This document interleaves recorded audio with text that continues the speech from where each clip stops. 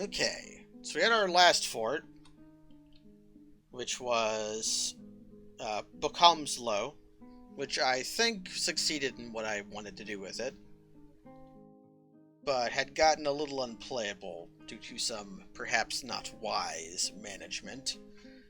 The game, I had too much livestock, and it would have taken literal years to kill them all. I had lots of fluid physics happening. Uh, just a lot of stuff that could have been better. But we're not worrying about that right now. What we are worrying about is that we are going to start a new fort, and we're going to apply what we learned. And this time, we are going to try to establish a barony. And we're also going to look for a place where I can have goblins and uh, zombies attack me. Yeah, we learned a lot of things. We learned that bone carvers usually don't produce you a lot of value unless you have unicorns, in which case bone carvers produce a ton of value. We learned that magma pistons are a little weird to set up, but they work. We learned that you don't need plump helmets to have a good time, and you just need lots of quarry bushes and lots of above ground crops. And we learned that just because a bedroom design is novel doesn't mean it's good. Okay. So here's the embark screen. We'll see if I have any crash problems with the embark. Uh, One of the things that can cause crashes on embark is text will be text, which is one of the display methods, or having dwarf therapist open. So I am mostly interested in a place nearby a tower that also has goblins. Yeah, we learned that training Marks dwarves is a waste of time if you have no ammunition. That they will charge into melee to bash with their crossbows is well known. Marks dwarves are tricky to get working. We're not. I'm not sure I want to go on an evil embark because it's very annoying when zombies just appear infinitely. So I want a place with humans. Ooh. Okay, no humans here. Castle is a kind of tower, I'm pretty sure. As is monastery. Towers are what we're looking for. Or a tomb. Tombs have mummies. Are there humans on this map at all? There are. Can I find humans and goblins next to a tower? I prefer one tower. Here we go. Here's one. Now, could I also get a volcano?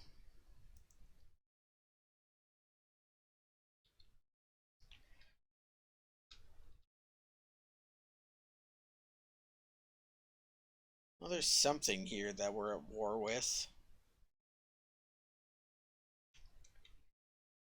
Let me turn on the embark assistant. There is a tower here. Okay. I'd be almost entirely in the mountains at this volcano, though.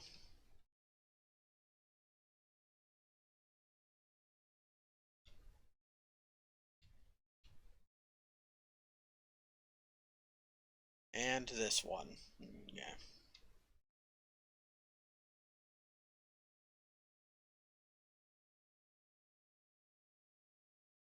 I don't really need elves.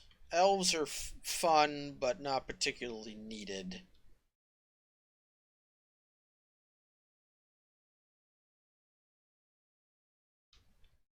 Because the best thing elves bring is, they sometimes bring animals.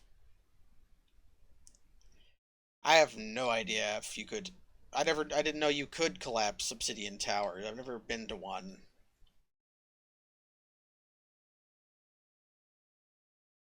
Okay, here's a spot.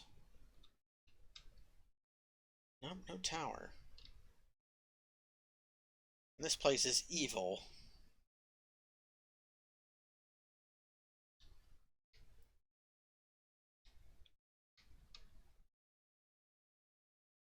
Evil places are not that bad, except that the wildlife are very annoying, and it's hard to tell if the dead will start walking.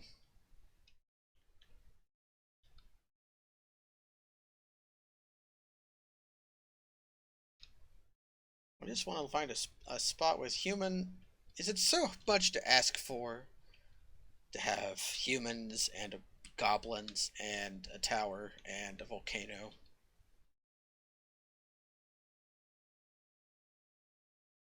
I could have 5 nearby towers, or 6. I would like just one, and goblins.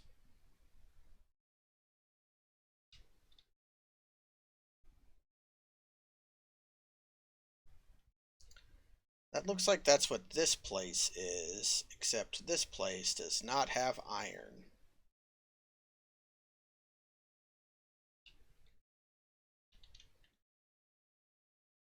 And those mountains are evil.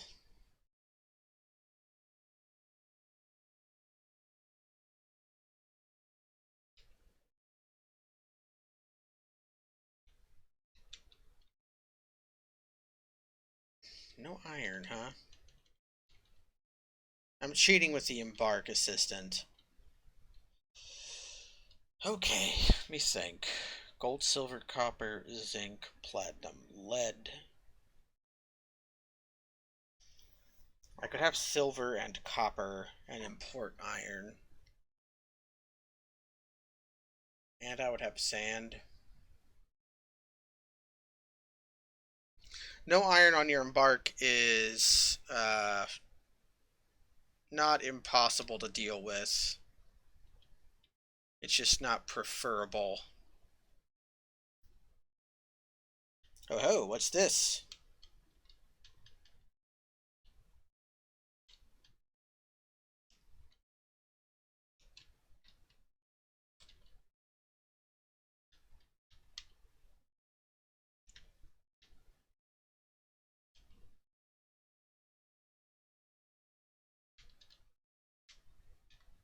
This doesn't have flux stone, though.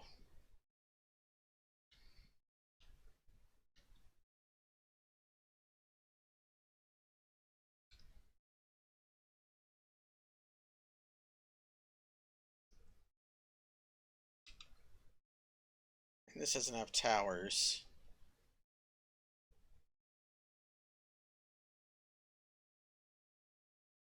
I'm finding places close to what I want, but not quite. We'll keep an eye on this over here.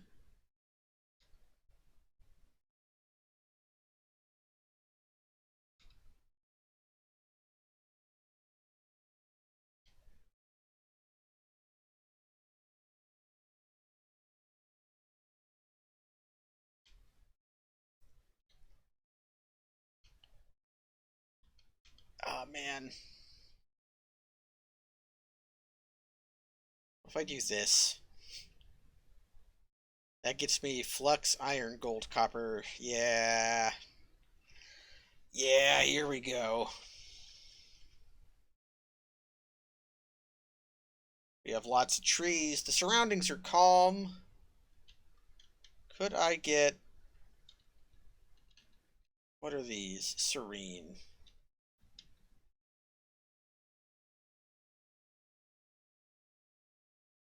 Hmm. What if I abandoned my desire for... Actually, wait, here. Well, this place...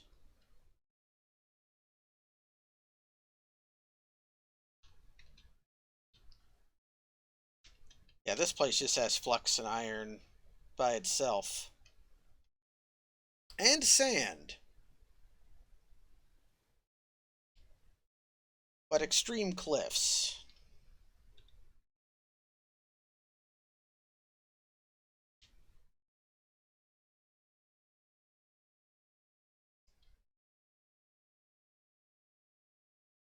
Which are annoying but deal withable.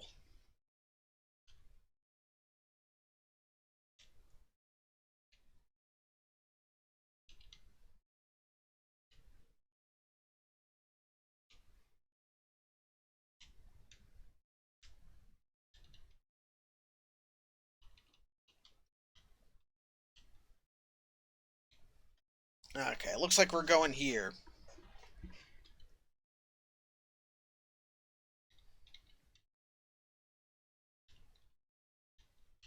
We'll get the music back here shortly.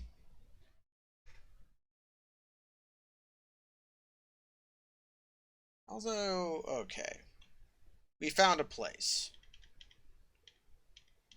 Before I buy my new real estate, I'm going to check around. Actually, wait, does this have humans? It doesn't have humans. Humans are fun.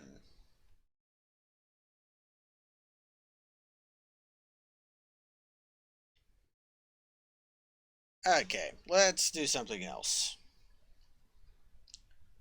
We are going to go for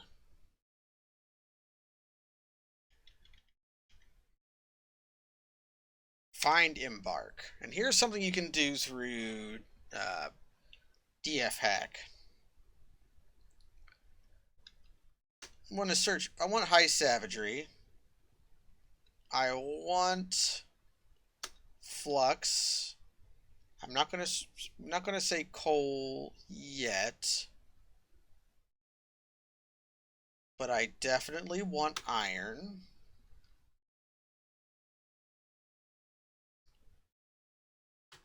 At least one necro tower.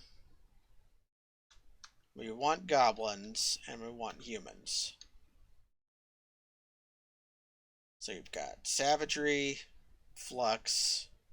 Oh, there's one more thing. And I want magma at least on the first cavern layer.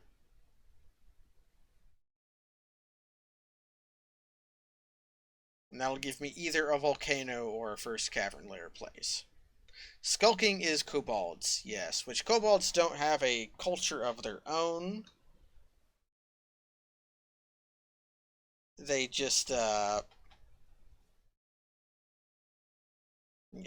want at least one adamantine. I never, yeah. So this search might take a while, because it's going to look all over the map for stuff that matches.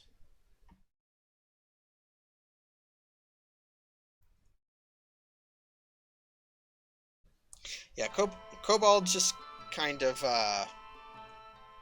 they'll try to steal, but it's very easy to defend against them.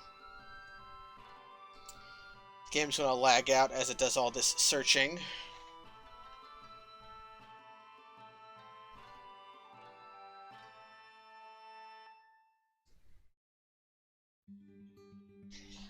Just debating whether I would want to do this or do some more Dark Souls 3 today. Looks like we found some spots. Those green X's up at the top. That'd be a freezing biome, which would also be interesting. Freezing biomes are...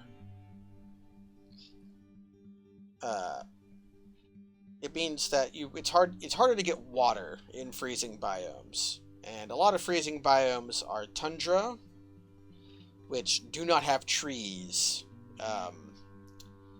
Embarking with no wood is very difficult, because it means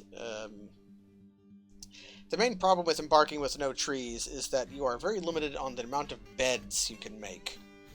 Dwarves can make almost everything they need out of stone, except beds. Beds have to be made out of wood. You don't need that many beds.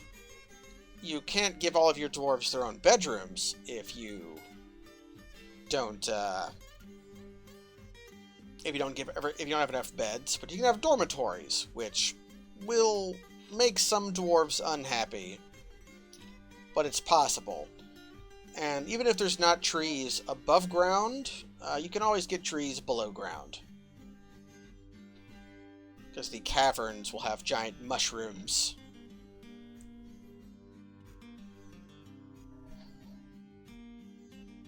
The other main disadvantage of tundras is that a tundra does not support any above ground crops at all. You can only grow below ground crops, which kind of limits you. Not in any way that's really bad. It just means that your booze stockpile will be the most you can have is dwarven wine, dwarven ale, dwarven rum. Is there any other dwarven booze? Dwarven pump helmets make dwarven wine. Cave wheat makes dwarven beer.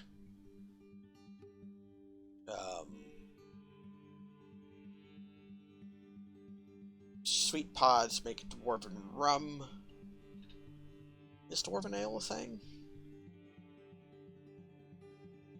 Dwarven beer is made out of cave wheat. There's only like 5 or 6 above ground crops. No, oh yeah, dwarven ale is pigtails. So you have 4 different kinds of booze, which is probably enough.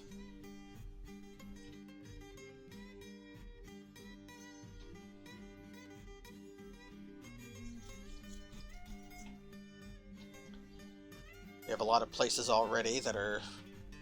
This is technically cheating to me, using DF hack to do this. Because it's letting me know if there's magma on my embark or not, or iron, which is usually not stuff you're able to do, but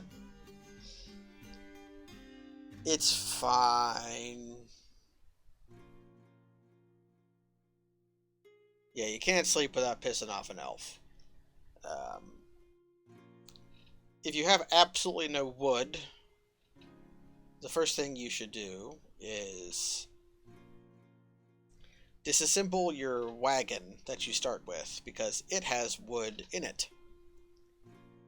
You can also bring a lot of wood with you, which you can use to make beds and set up a dormitory, until you can get your subterranean tree farms up and running.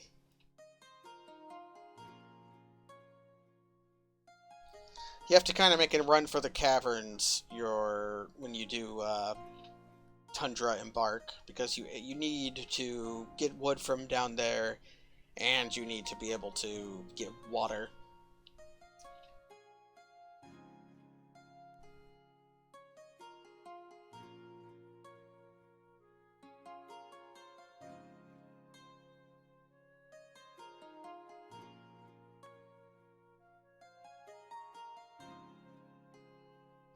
Maybe if I can find a place by the water, you can try doing a lakeside or oceanside embark as well, which has its own set of challenges and rewards.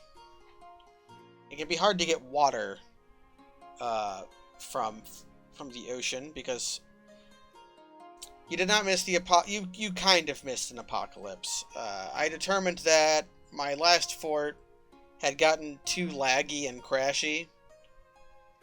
I had about 200 citizens and about 250 livestock that I kind of let run rampant. And it would have taken a very long time to kill all of my livestock. And I had a lot of fluid physics going on, which all no-nos for the... I didn't have that many poults. I had a lot of poults, but I had a lot of puppies and dogs too.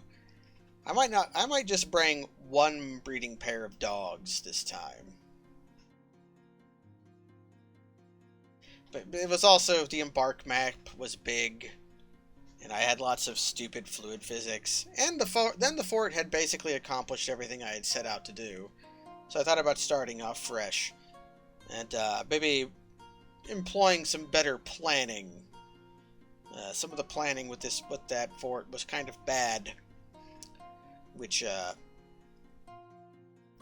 was limiting my ability to do anything. As building around weird gaps would be much more efficient next time. So we're doing a search for a new locale. It might all be moot if the game crashes on Embark again, but at least I should be able to remember where everything was. It'll be more annoying if I have to turn off text-will-be-text, but whatever. What I would like to do is subjugate some goblins. If I could get some goblins into Dwarven society, that would be nice. Because there's renowned tales of some elven kings of the dwarves. Elves who had been entered into Dwarven society and then became king by killing.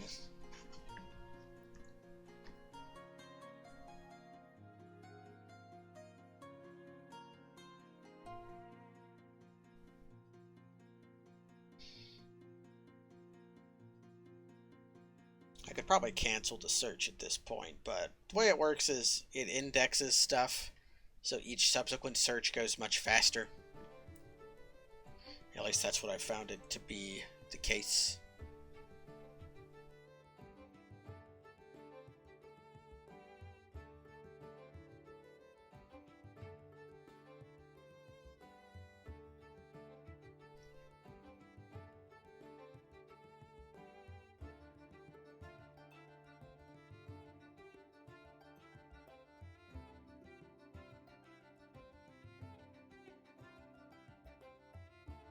Did not. No, had no goblin snatchers. I didn't see any. And we had defenses set up. At the very beginning of the fort, we had a kobold thief try to steal from us, but a random dog tackled the kobold and murdered it and earned a name.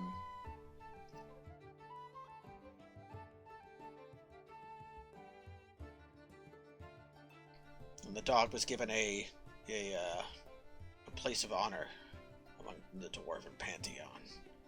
This dog killed a kobold once.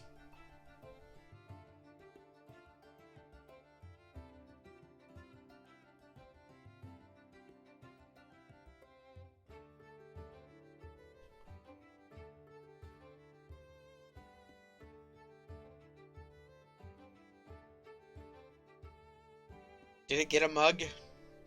It might have gotten a mug, but it definitely got murdered. That was before the moat was dug.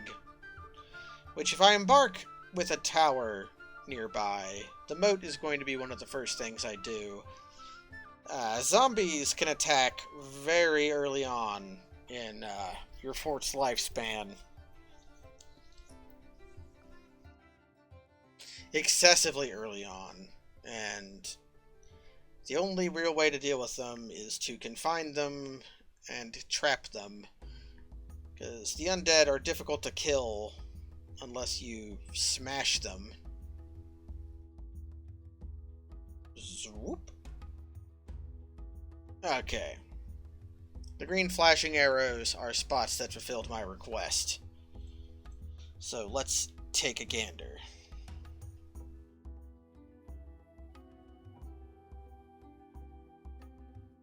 It can be a bit hard to see your little yellow cursor in the green cursor.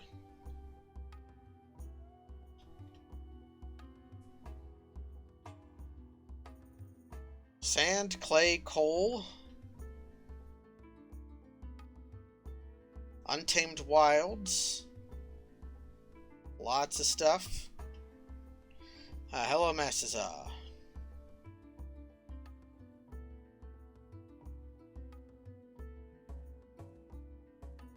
We are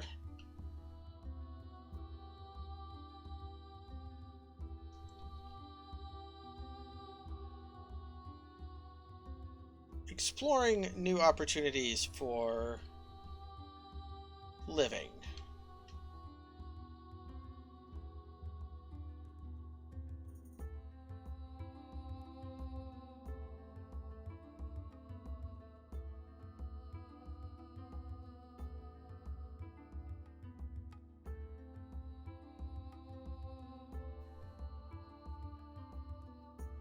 I think this place was good.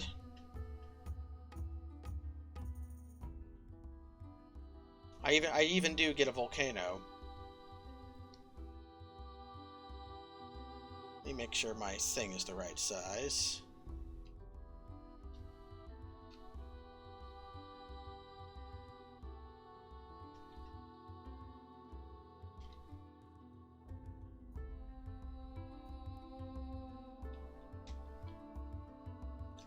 Two, three, four. Nope, that's everything I want. You've got a temperate conifer forest, which is temperate, heavily forested, thick with vegetation, untamed wilds, has a volcano, has a brook, has sand, which is actually excellent when you have magma, some deep metal, shadow metals, and a fluxstone layer. So I'm going to take a screenshot in case the thing crashes on embark, so I know where the damn thing's at. Do I know where the damn thing's at?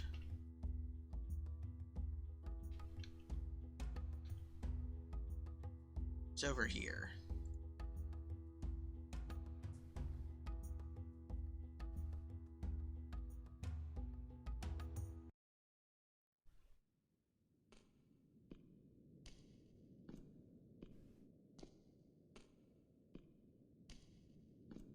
Okay. And we've got one tower. We got elves, we got goblins, we got dwarf, we got everything. Something happened to the previous fort? Not really. It just, it had accomplished all of its goals and the frame rate was bad. Let's embark. Ooh, it says a heavy aquifer.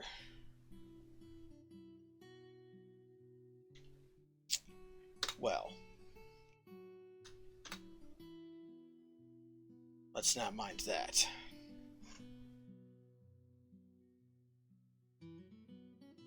Okay. Yeah, we're definitely bringing fewer dogs this time.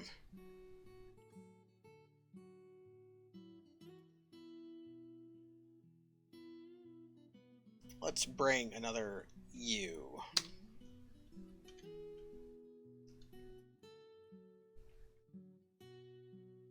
One thing I like to check is... Okay, my culture knows about high boots. Sometimes your culture just randomly doesn't know about high boots. Let's bring...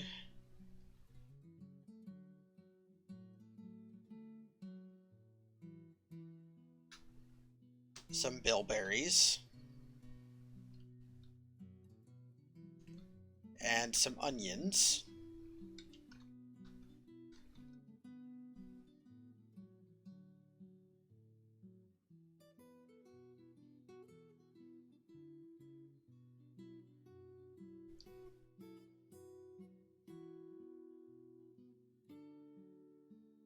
Okay.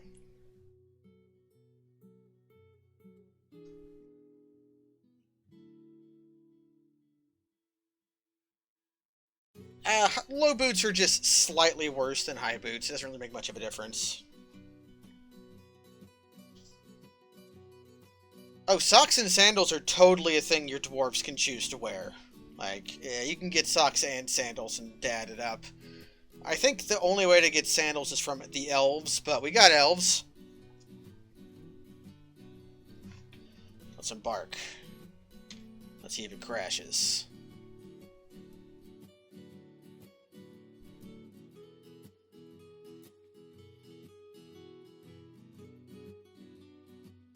Shuthran Nozzle. Ecto-mirrored. Ecto-cooler. Okay, pause. let's take a gander at what I've bought. Here's our map. We have a little bit of water. We do have a volcano. Normally there's not as many volcanoes on the map as I got copper over here. But I modify the settings to produce mini volcanoes. So last time we did with a magma piston, got gold. Not that useful. The tetrahedrite. There we go, we got iron. Okay, we got everything we need. Let's see what kind of plants we're dealing with. Prickleberries. Persimmons. Whip vines. Okay, this is a nice square space.com. We're gonna make a pile, and this is going to be an everything pile. Everything except wood. And refuse, of course.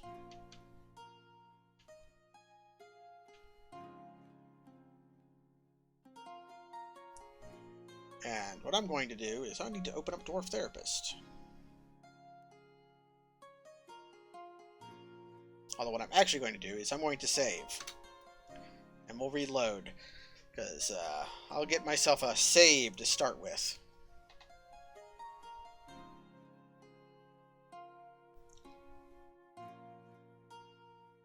Now the best way to improve your knowledge of Dwarf Fortress is to play it.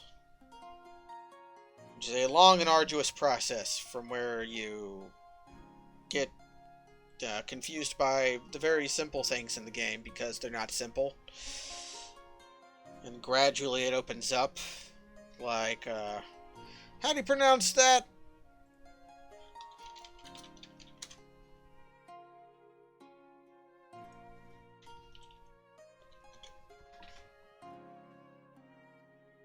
Rafflesia. How do you say it? Corpse flower. Big stinky flower. Smells like death. Although when I go back to the title screen, it'll no longer be Histories of Cupidity and Determination. It'll be something else.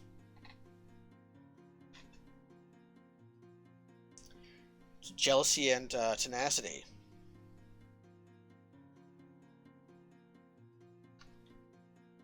We are on region 3. I generate my maps to end on year 350. I used to do them on year... I think the game defaults to 250. I used to do them on year 1000. But it's hard to get a map to year 1000 now. If you have any towers at all. You tend to get a lot of zombies murdering all of the cultures when that happens. Clown music time. Okay, the first thing we're going to want to do is get our moat built.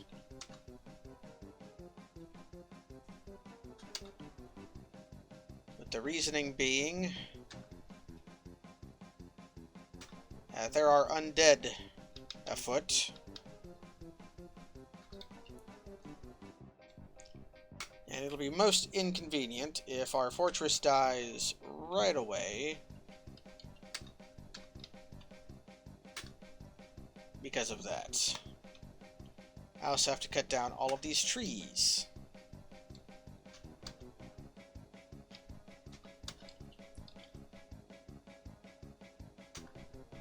Okay. And we'll give my growers something to do by... This moat will also... Actually, what I should do... is I should see where the aquifer is and if it's going to cause me any trouble.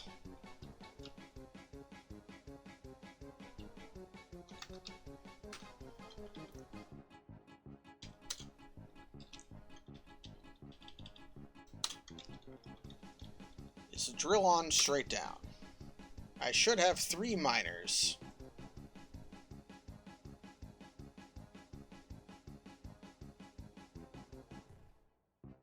You guys stop hauling shit.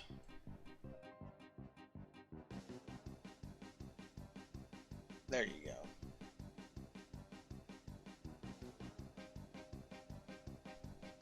I found the, Oh, come on, stop doing that.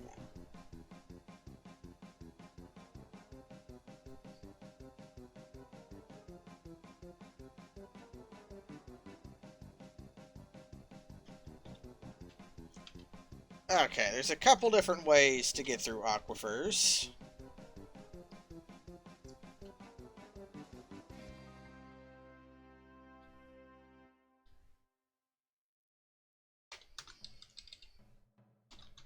I want to see how deep it is.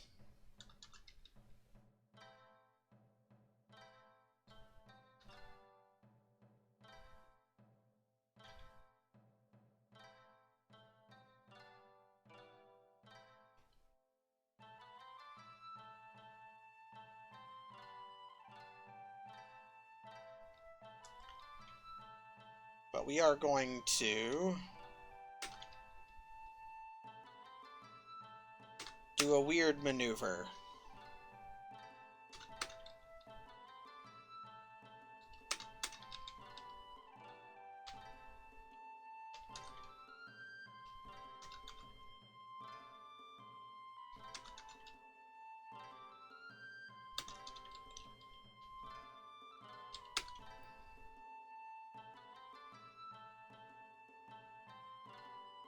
Yeah, we're going to do a gamer move.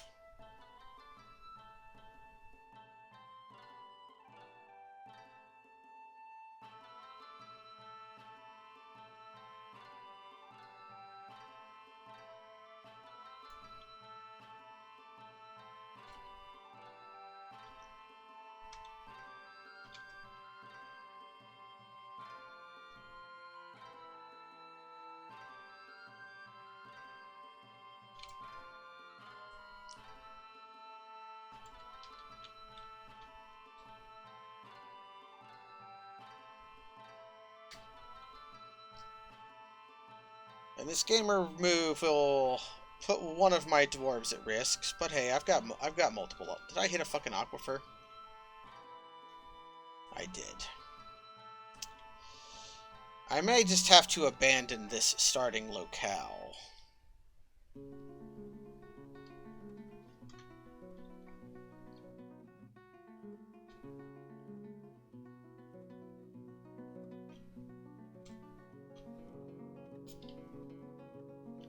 Which would be annoying.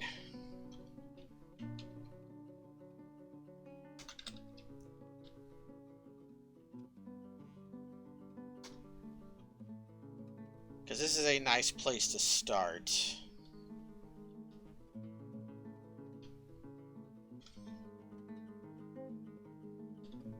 But I could use over here as well.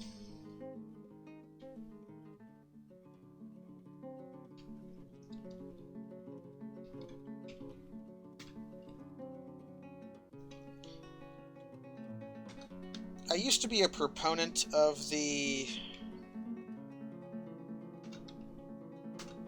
mine into the side of something. Way to go.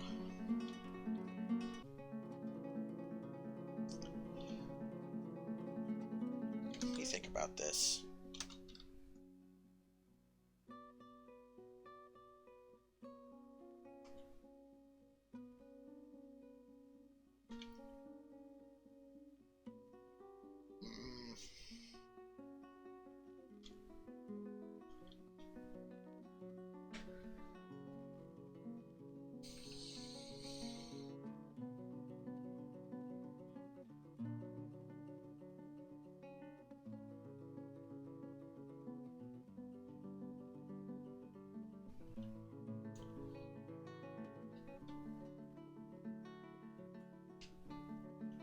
If I go over here, I know there won't be an aquifer by there. Or if the aquifer is over there, what if it's...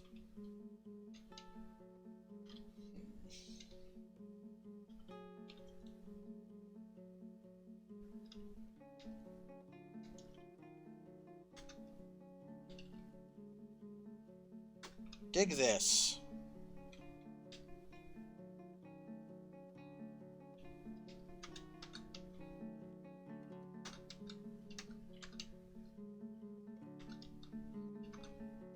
There you go. It was flashing, but...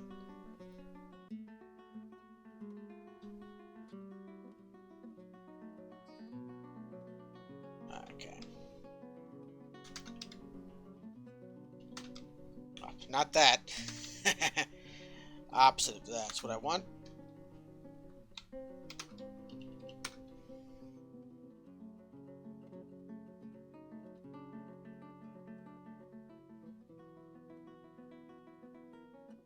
Well, there's iron over here, too. Okay. That's an aquifer.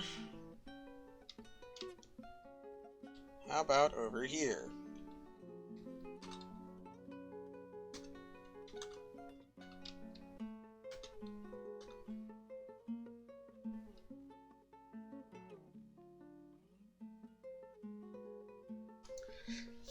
I might just get attacked by zombies and die. But that's what having a save is for.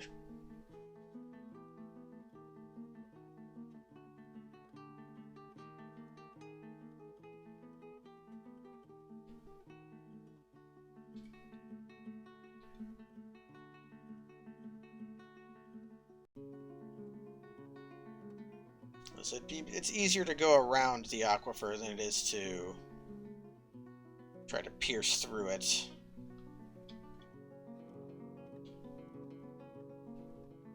Looks like that's not going to be an option I have, though.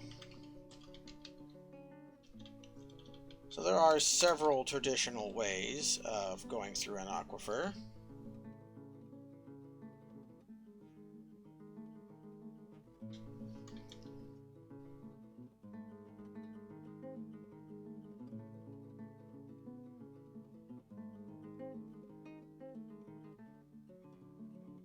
It's not going to work here because of that, but...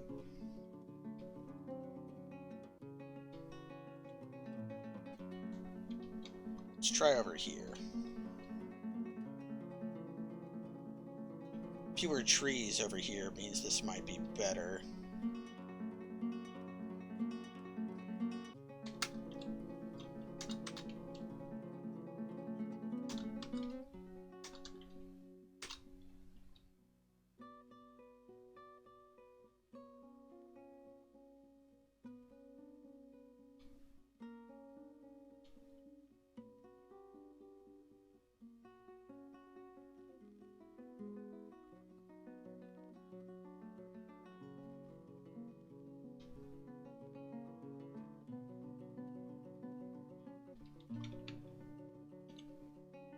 Build a floor.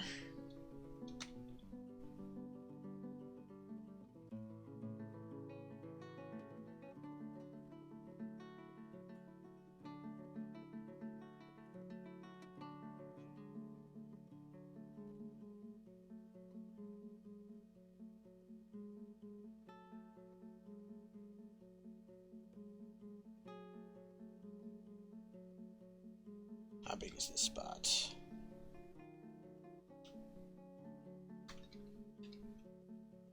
19, so I want... How big is it this way? My 9.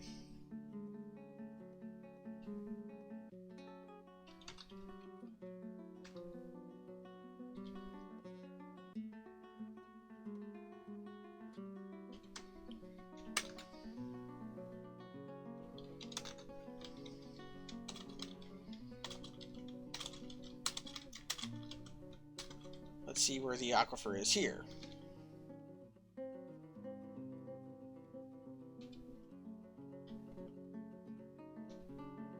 I might have found all... Okay, this is actually good. So here's what we do here.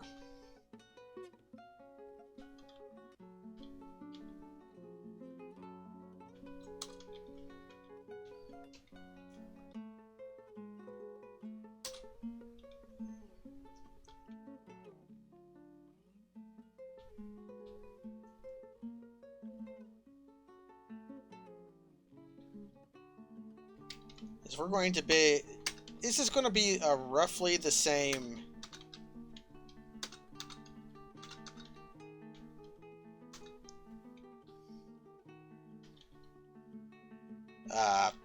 methodology, the same method that we used to make the magma piston before. Only instead of being a piston made of magma, this is going to be a piston that forces magma into a spot. It's going to be a piston that forces through an aquifer layer.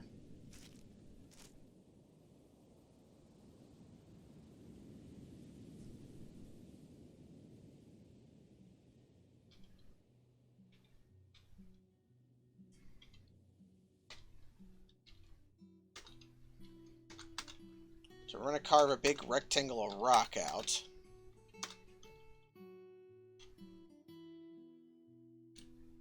And this interior piece of rock is only going to be supported by that floor.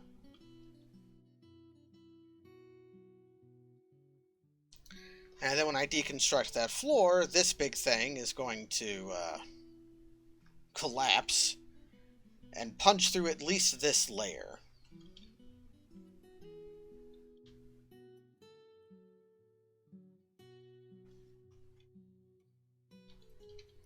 And while that's going on, let's get a wood pile. And go ahead and collect plants from here.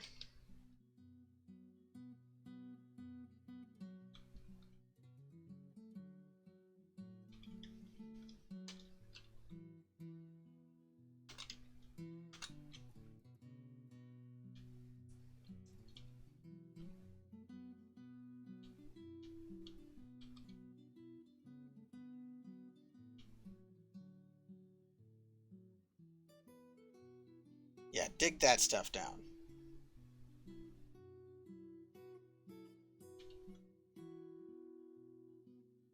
My dwarves are being slightly acrobatic right now.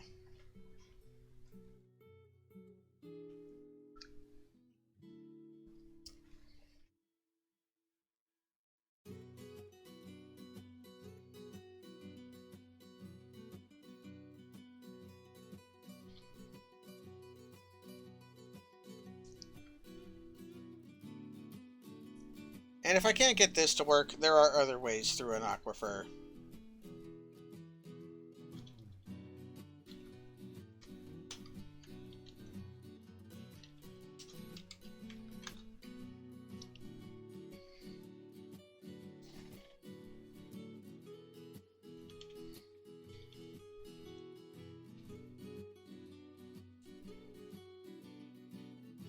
I hope this works. I've only done this a few times.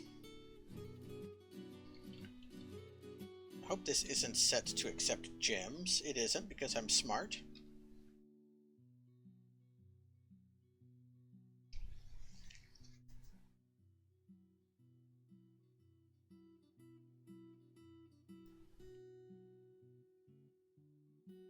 Although I'm going to have to do this.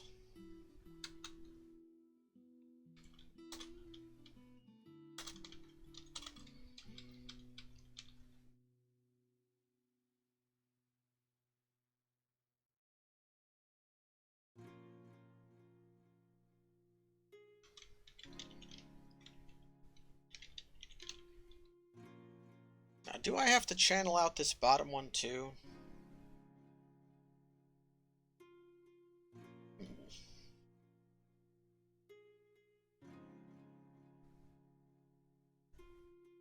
Yes, I'm also going to have to channel this out. That's doable, though.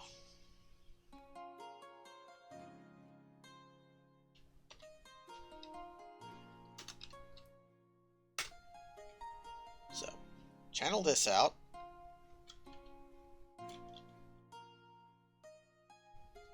Don't know why this is there.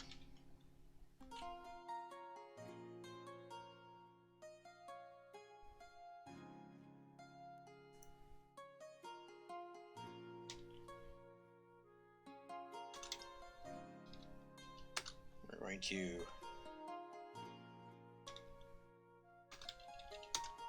channel out all of this.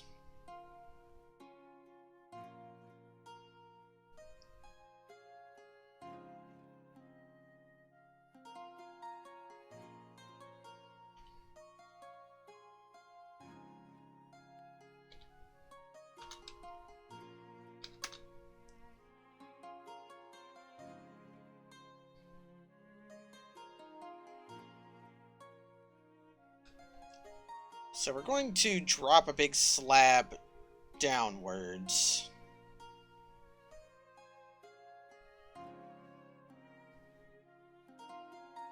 And hope that I don't get invaded by zombies.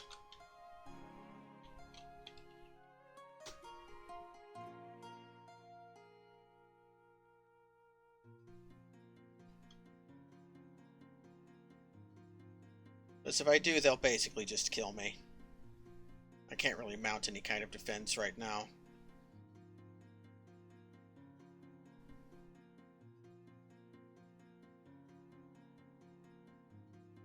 I guess what I could do is get a carpenter's workshop going. Get to start building cages. And then maybe I can sequester myself in a location where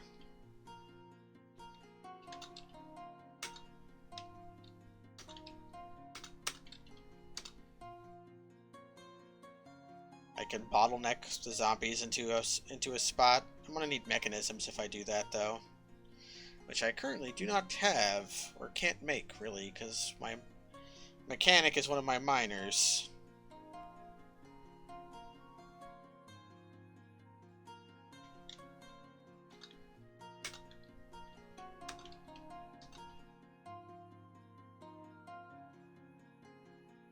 This water looks like, this aquifer looks pretty light, though. I probably could have just walled this off, but it said this was a heavy aquifer.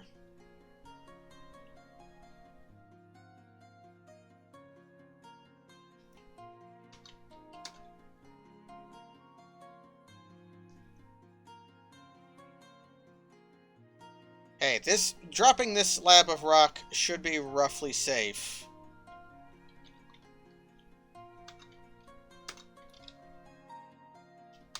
It'll endanger precisely one of my dwarves, and I'll make sure it's the crappy one. Probably won't even kill them, though. Safe adjacent. My dwarf's going to sleep, like this is really goofy.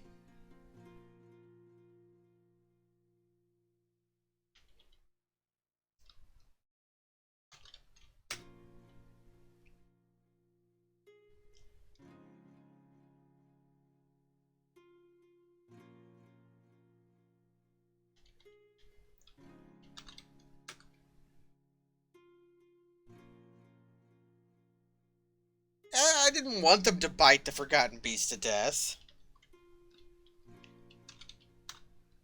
I wanted them to shoot it to death. And then when that failed, I wanted them to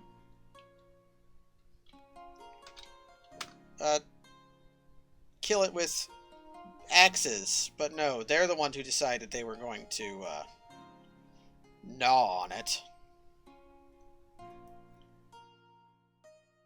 This aquifer is not very bad at all. What I'm doing now is wholly unnecessary.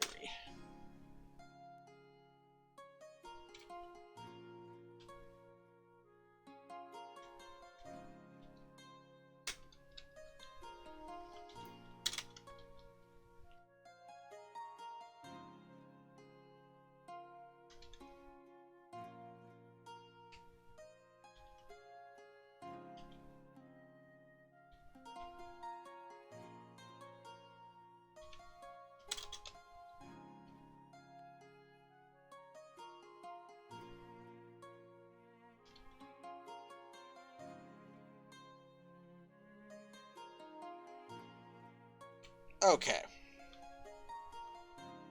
Everybody's going to the meeting zone. I'm going to look at all my dwarves. Who's the least useful? The woodcutter. So, nobody but my woodcutter is going to be allowed to deconstruct anything.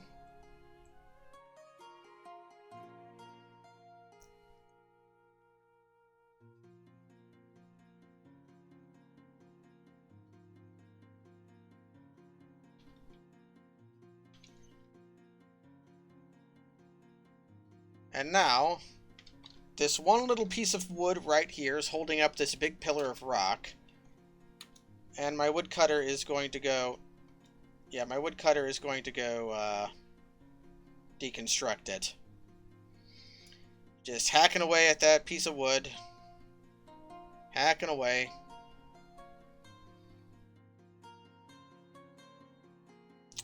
And a cave-in happened. And it knocks him out. But it punched a hole down.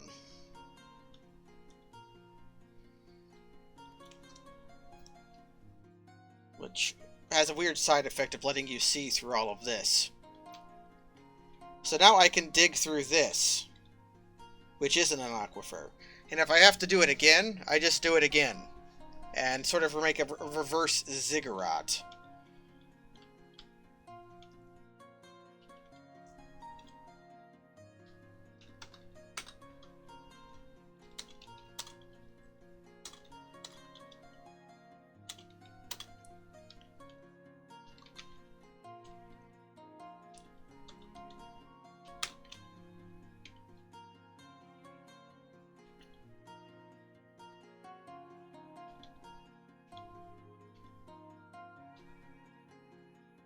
Alright. And these blue spots aren't actually wet. They've just touched water once, so they count as damp stone.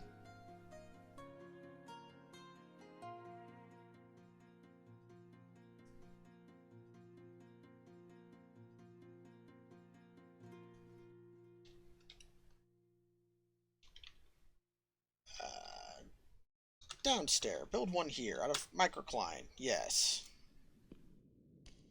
Although, now it's time that everybody can construct and deconstruct, and I should make everybody a architect.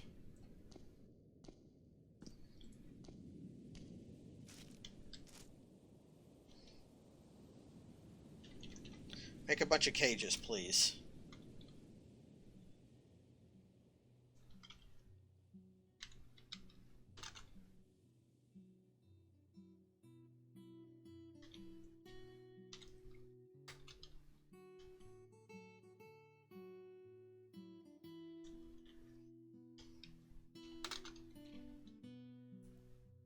And we'll see if I have to do this again.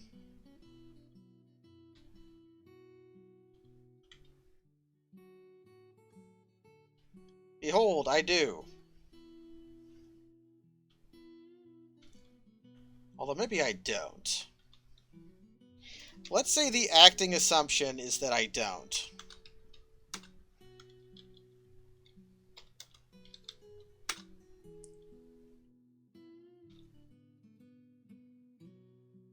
If this is just a light aquifer, I can battle through it.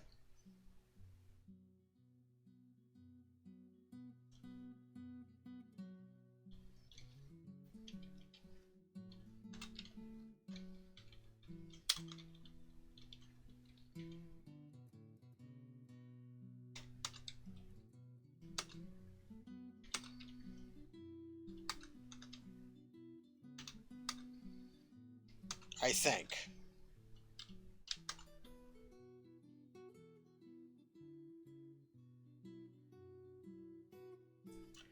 Yes, I know it's damp.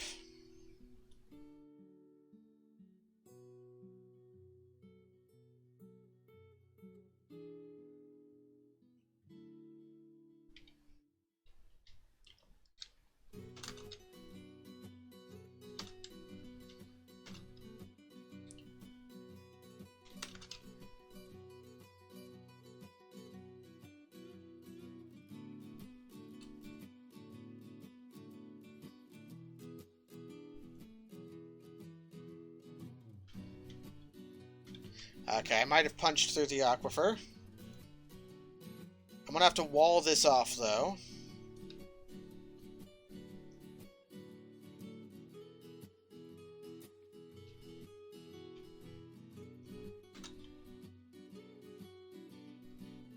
So I want to dig out 2.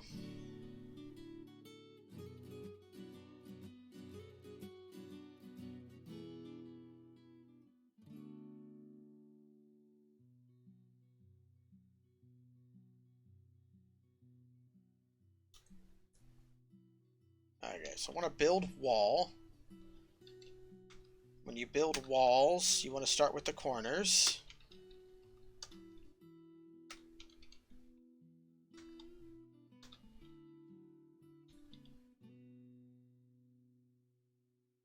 Let's go ahead and make these out of wood.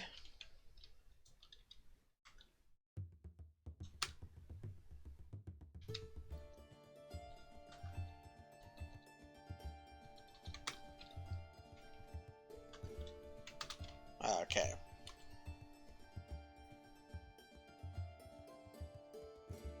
Yes, do snort the bubble tea. I demand it.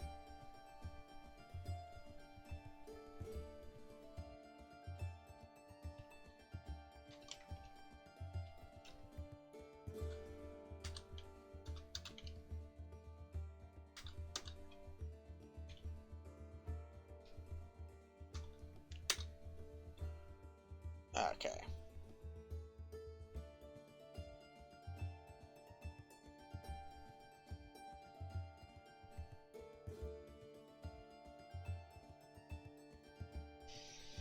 I hate when they give that error.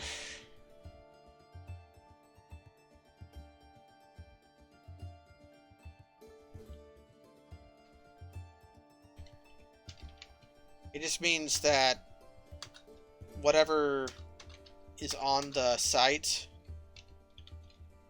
is being used for something else, so they're not allowed to move it.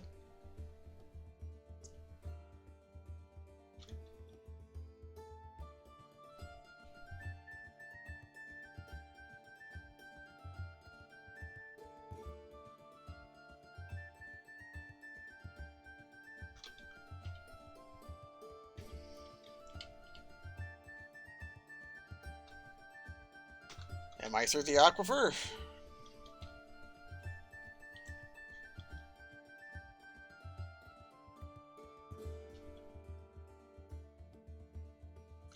Looks like I'm through the aquifer.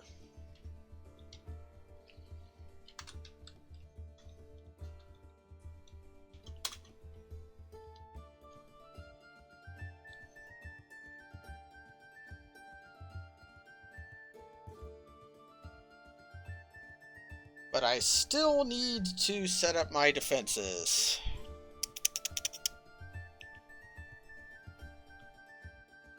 That's fine.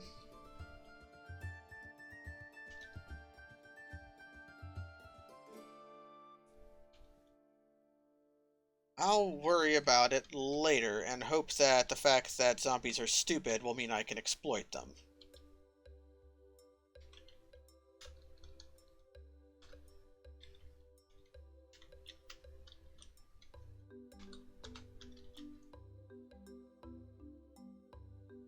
Hello, Cherokee Starfish. We are starting a new fort. In this weird space. I had to punch through an aquifer. It's been weird.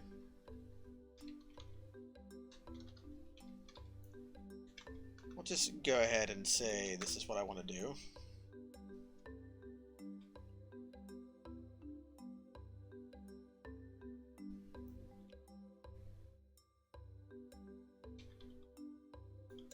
Let's go ahead and say my woodcutter is also a mechanic. And just have her start working on some mechanisms right away.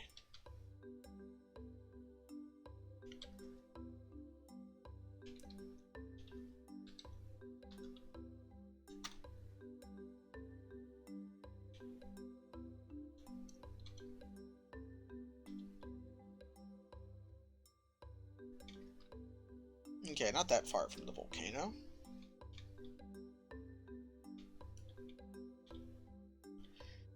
let's do some probing to see if I am truly free of the aquifer's clutches.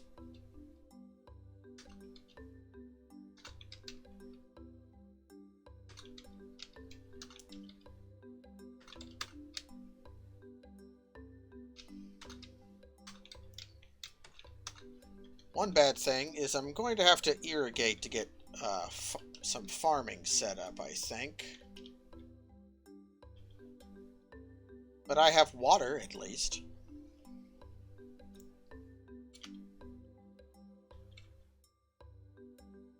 Okay. Nix all this, then.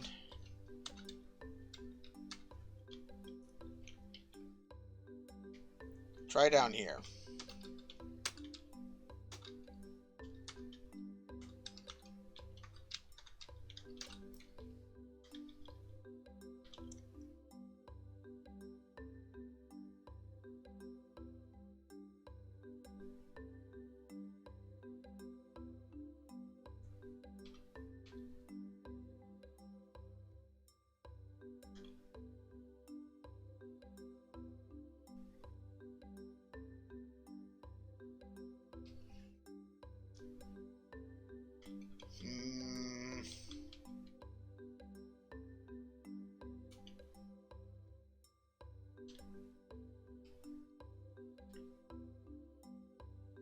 I didn't think quartzite could be an aquifer.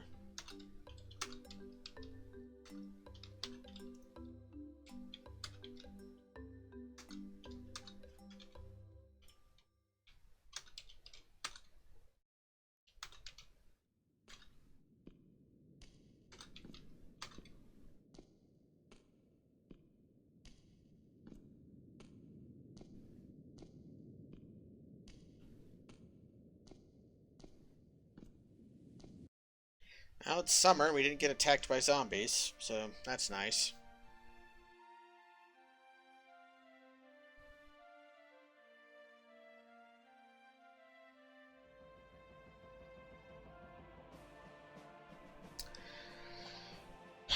It wouldn't be that ridiculous just to use DF hack to get rid of the aquifer. Like a coward.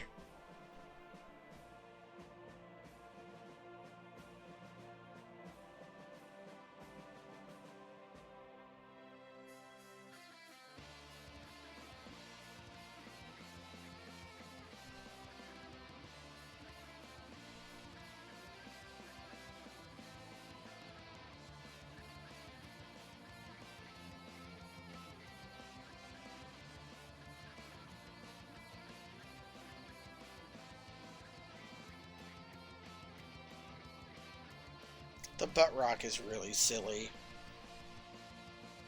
I should find out what song the butt rock is and turn it off.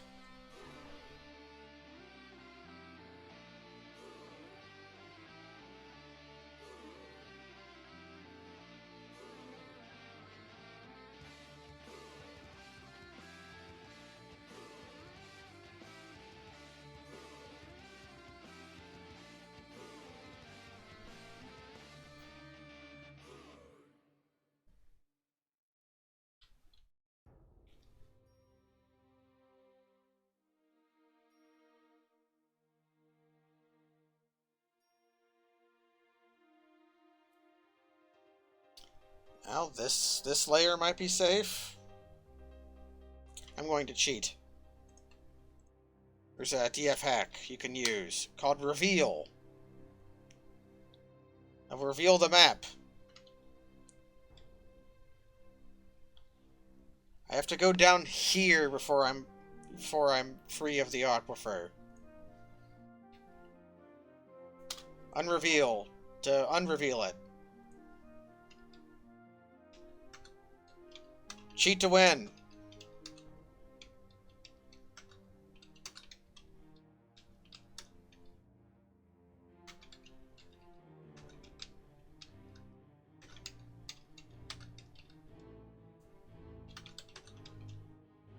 Well, you can't win at this game. That's the joke.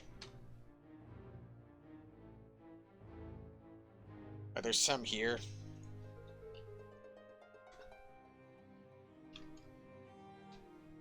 Oh, there's none here. There's some here. If I avoid the sandstone.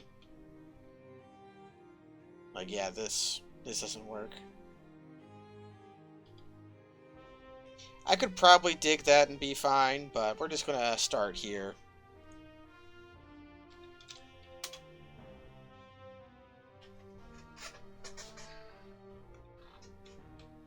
Like, these floors are technically usable. But you've seen me cheat. And now you must never respect me again.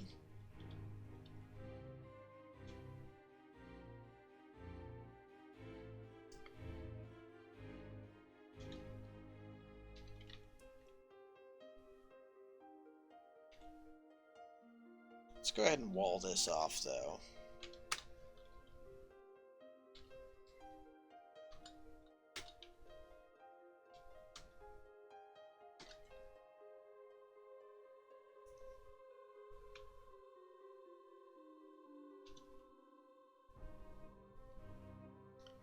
You'll give me your warning before you respect me? I appreciate that.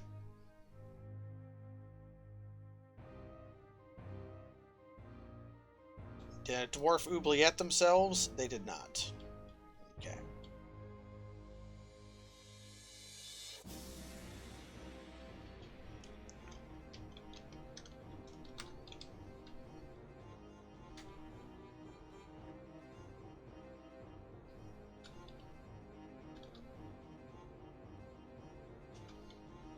Getting some rudimentary defenses set up, although we won't do that there.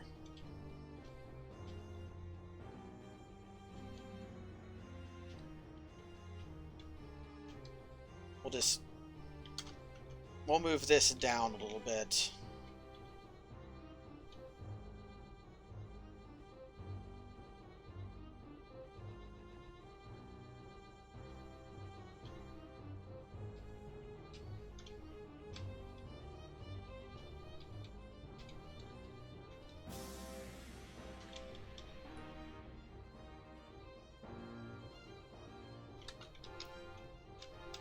Start planning this.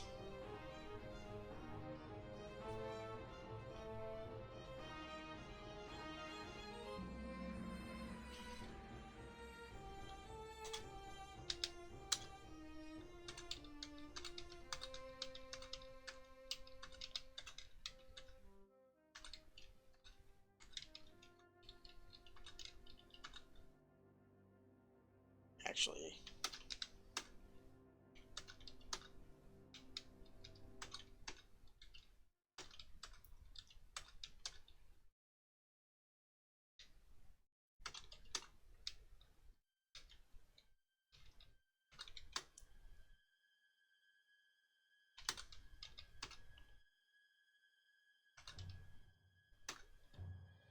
that gives me everything I want. Yes. I can even do upstairs, downstairs here.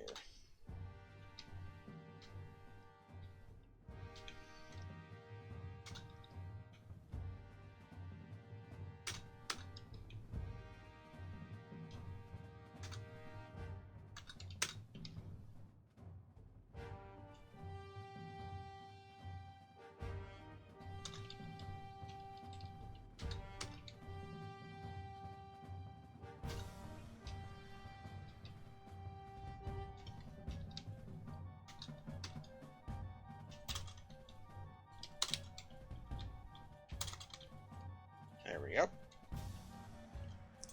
That'll be how we get magma.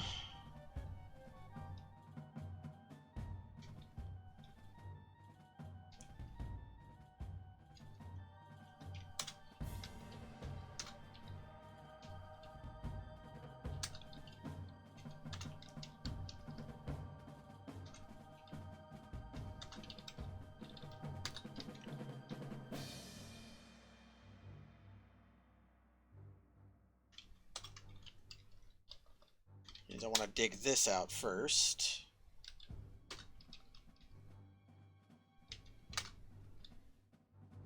That's pretty huge for a stockpile, but I've filled up more space. which means this will be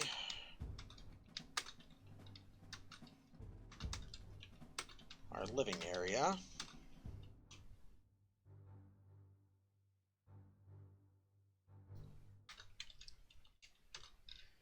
I'm going to try something here at least.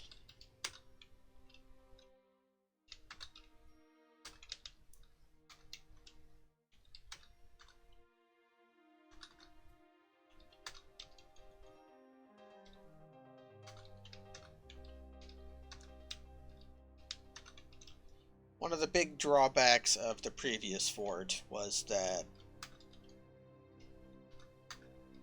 it was laying out in a really inefficient manner.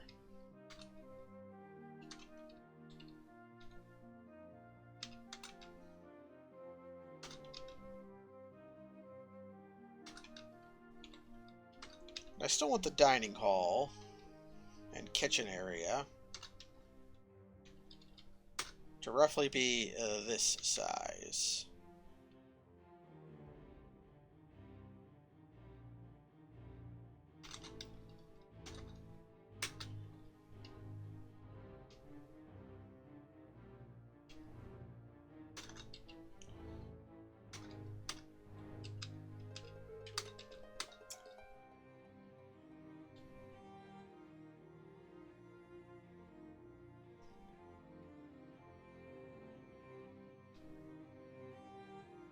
I'm going to do it a little differently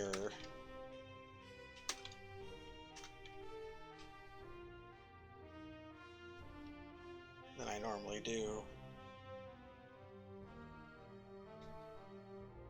So this is my really big dining hall.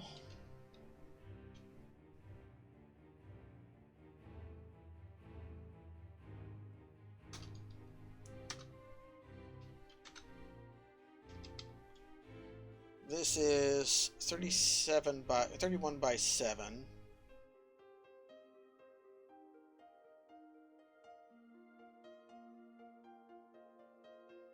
That's square of 217.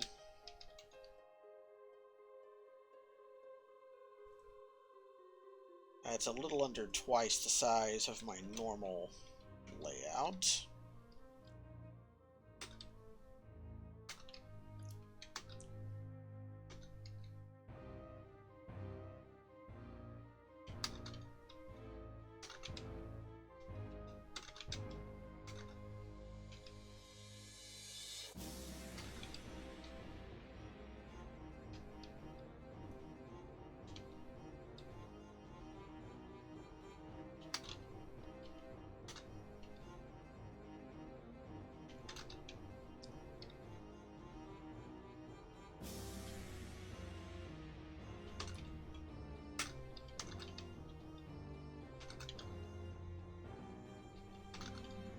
This looks a bit weird.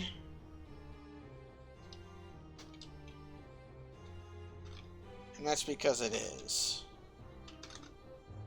But I assure you, it serves several purposes. I may as well connect these up. Okay, so this will be dining hall. Drinks, food, secondary food storage, kitchens, chicken coop.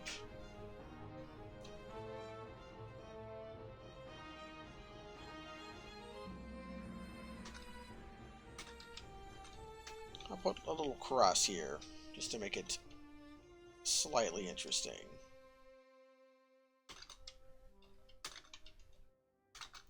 Scallop the edges a little bit.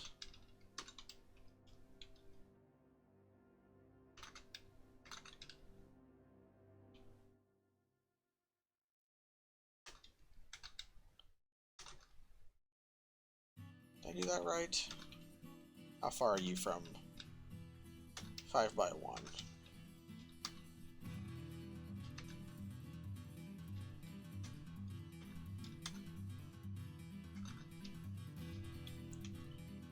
I'm going one too far, I think.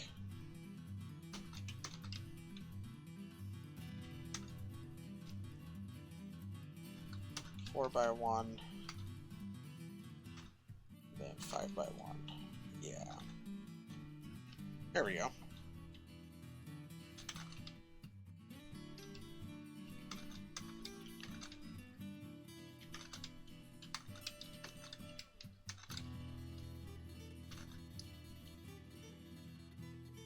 Yeah, that...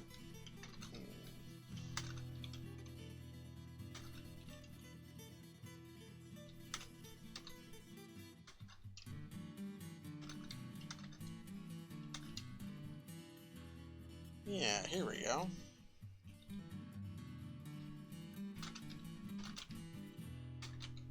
Okay, kitchen will be square and the chicken coop will be square because they need to be better for that kind of thing. I can scallop that, though, if I do that. There we go.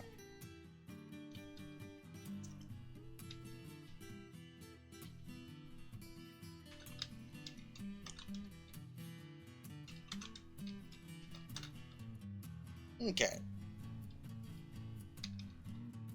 And this still lines up with my city planning type. But most important thing of all of this, we're not doing any of this shit yet. Why is scalping good? Because it's visually interesting. I just like how it looks. It's purely an aesthetic choice. I'm a goober. Although...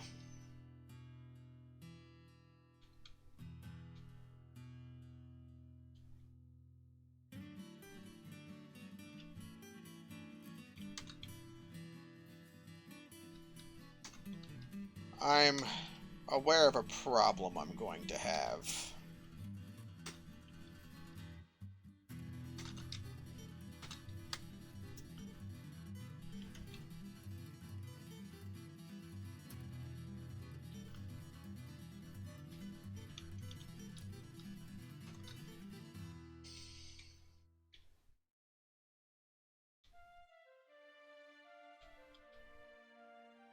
I don't have a good place for farming or for...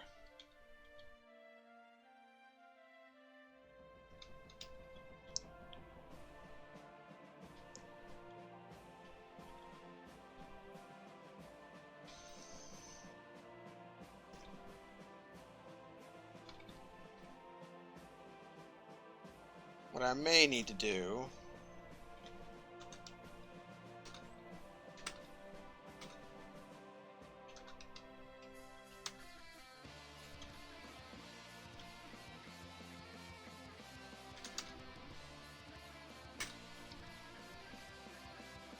Because I know this is,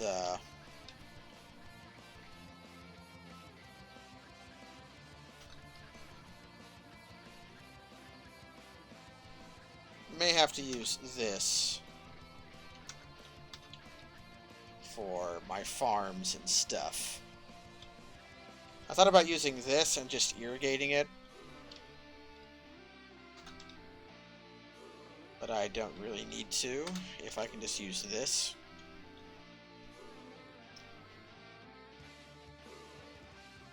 Although, one thing I should do is destroy that.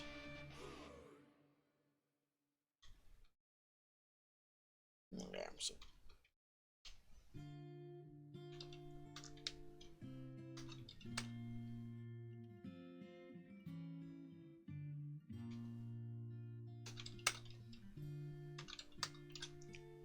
I'll use this for a refuse pile.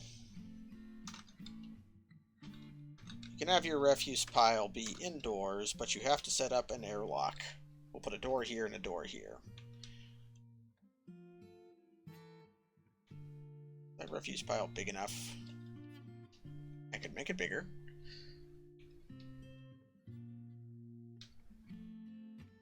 And then this should be suitable for farming and stuff.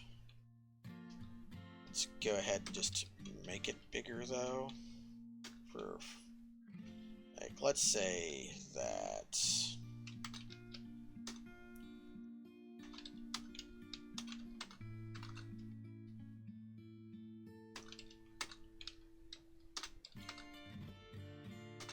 here's our farms.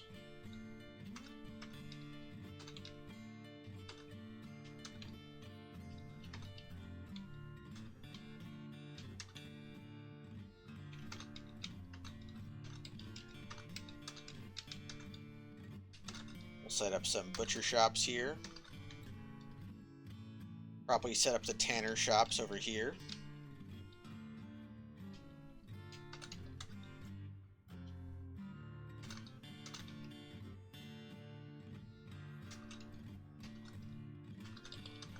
Put a door here and a door here, and this will be our pasture.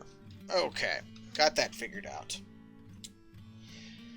You can engrave the floor, so the surface area for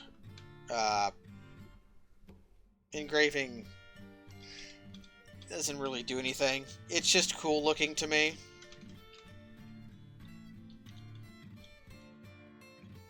Like, I think that this is cool. This is visually interesting while also being efficient. Like, that's one of the goals of engineering, right? Is to design something that is both pleasing and efficient.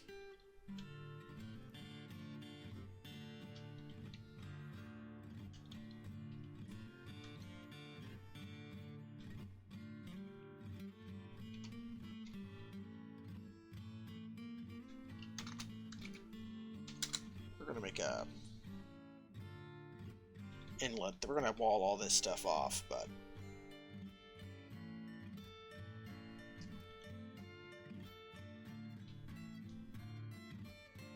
I tried fractals last time, and they weren't good. You never got to the pleasing part of the curriculum?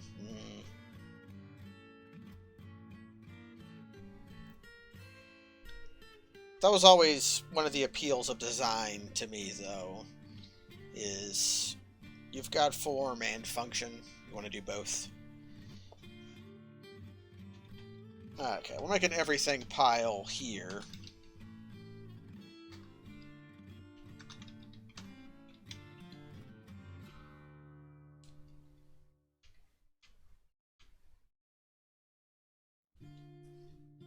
We'll turn off the everything pile here.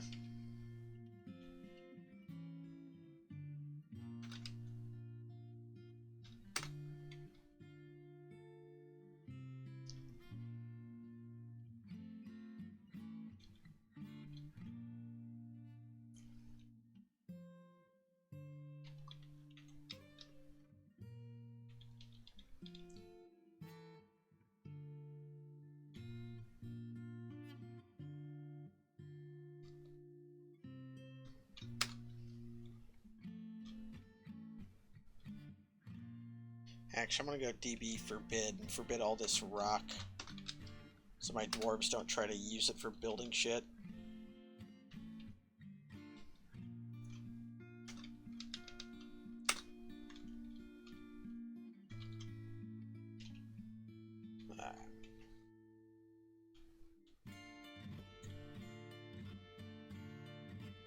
Actually, I shouldn't need to build these, at least not yet.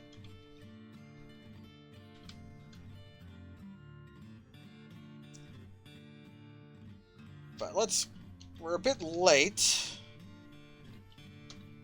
We need to get our farm going.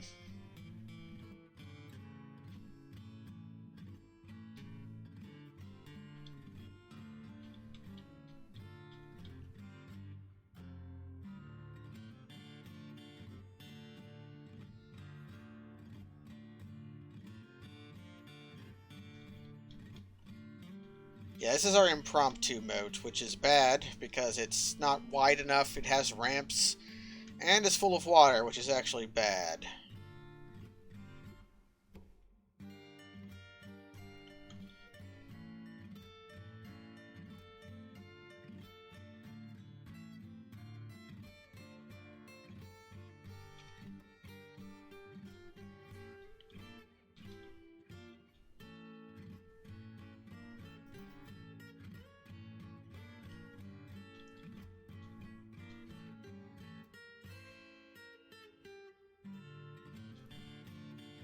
This fort's going to take some work. But it's already proving to be an interesting challenge.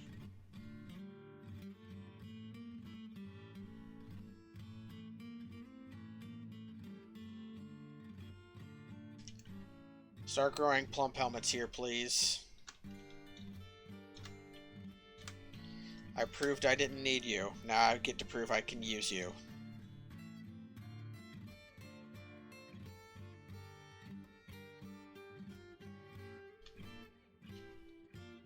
Let's get some beds built.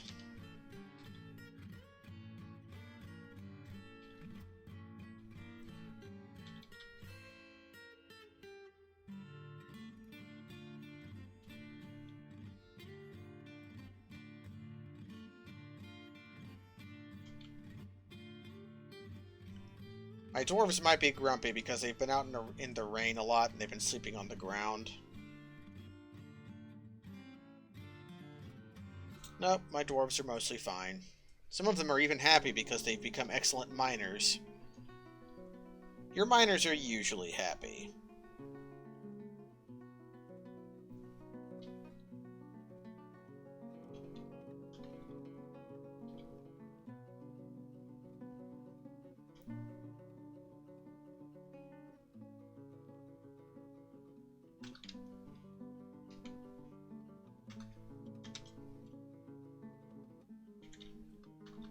Let's lock the cats up. Want to keep them with the food so that rats don't eat our food.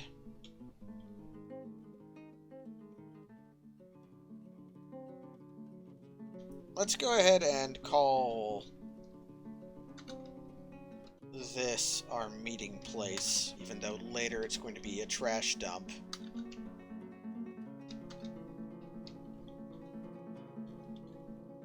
And this will be a pasture for our sheep, because they need to be outside so they can live. And we've got yak and water buffalo, so those are going to get butchered at some point.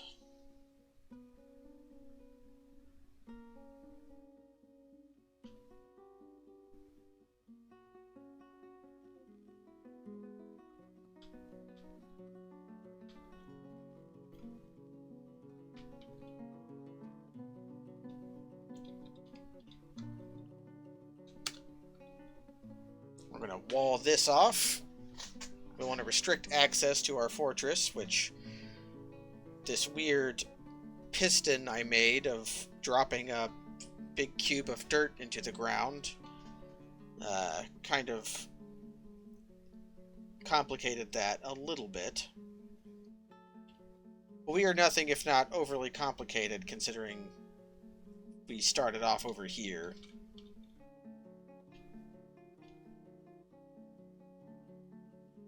I have a sheep just wandering off. I haven't looked over here yet. The only animals we have right now are just ravens. That's so raven.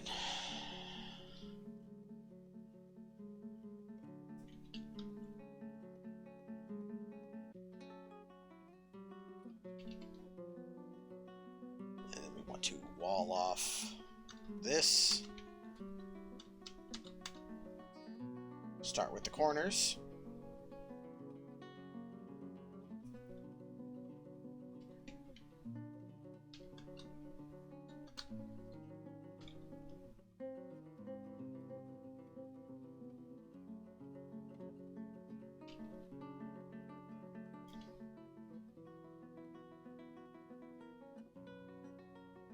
I can't wall off that downstairs, but I can wall up the upstairs, which will make it unusable.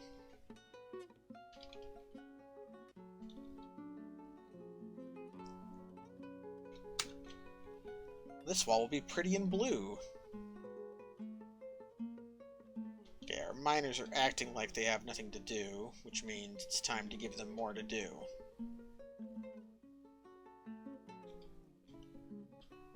Which means this.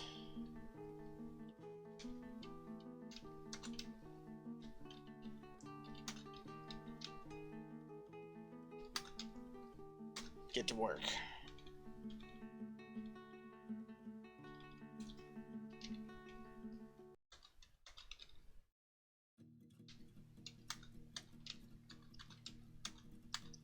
We'll get this little sleeping area set up.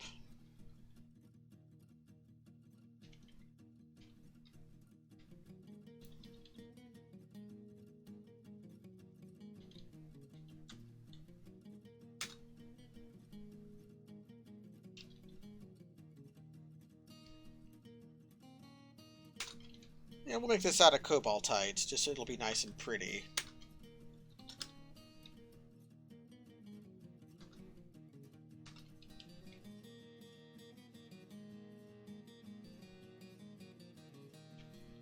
Going to have to cut down this tree and this tree. A lot of wood on this map. That's good.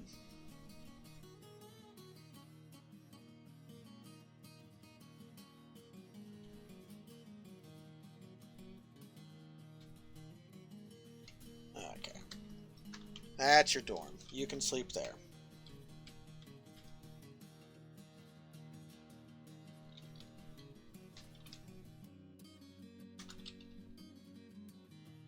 Turn this from a wood stockpile into a corpses and refuse stockpile. We got some. One of my kitties killing flying squirrels, dragonflies. What is that? A splattering of dragonfly ichor. The one bad thing about building the walls out of cobaltite is heavy.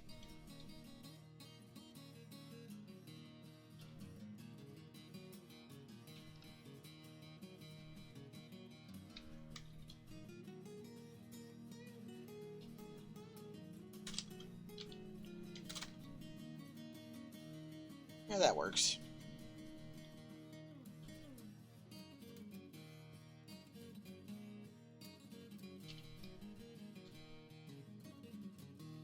I have food rotting outside because of people not hauling it inside fast enough.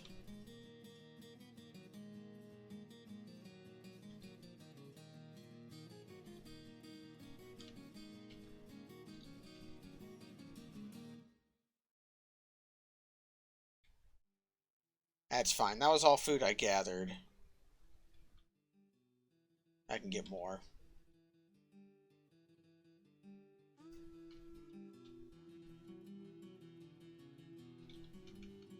But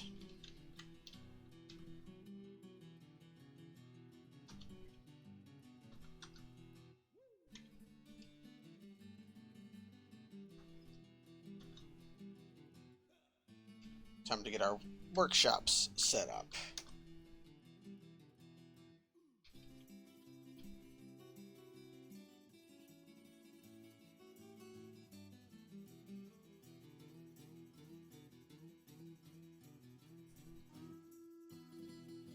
But the Plop Helmet Farms going well.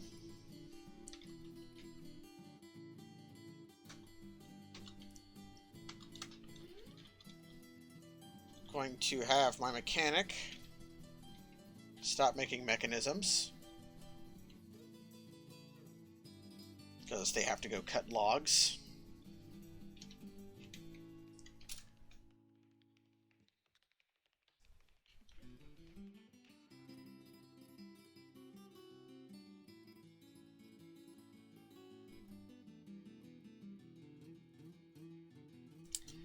Some migrants arrived. I can't imagine it'll be very many. 4 of them.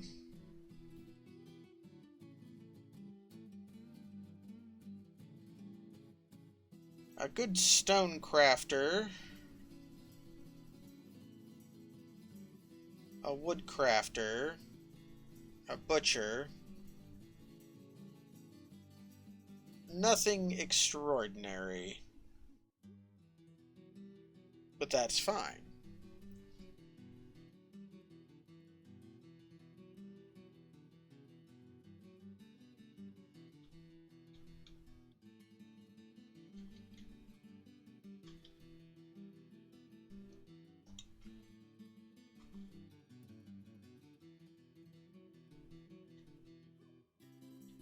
Although, I might have a breeding pair of water buffalo now. Yep, I do. Which I may or may not keep them.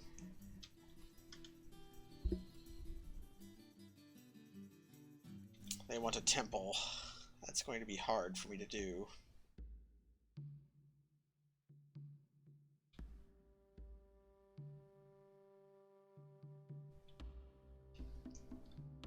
What's my mason doing? Probably hauling shit around.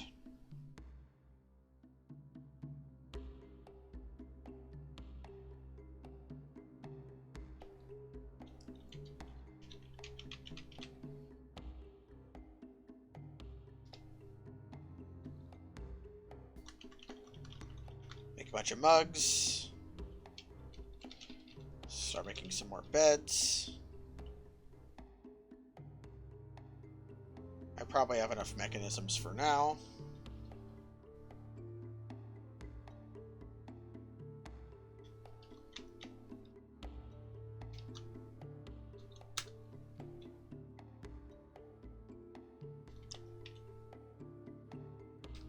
When you dig out the roots of a tree and then chop it down, it makes a hole.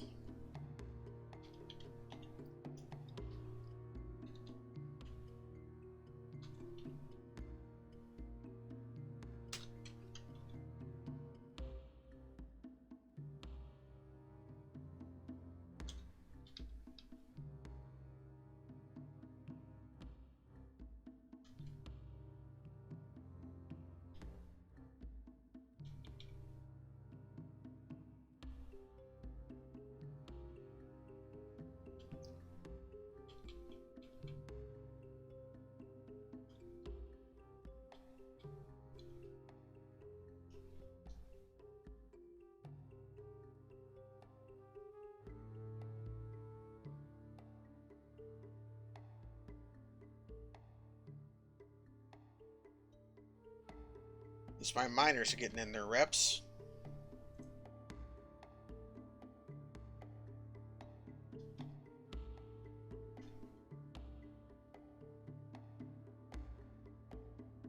Okay. With this, my fortress should have a secure entrance.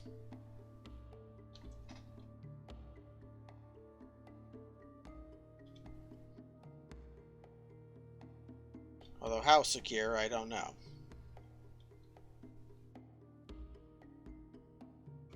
I need to set up another food stockpile.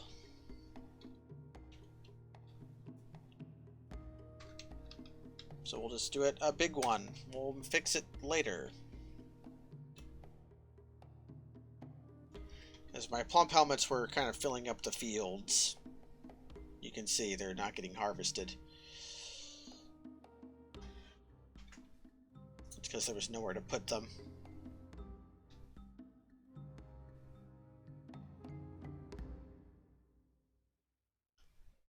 Okay, a bit of a slow start to this fort. But we're making do.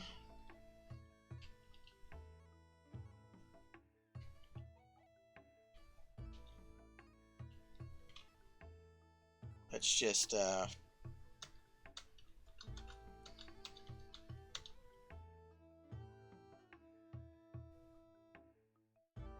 it'll be very nice once it's set up. I promise.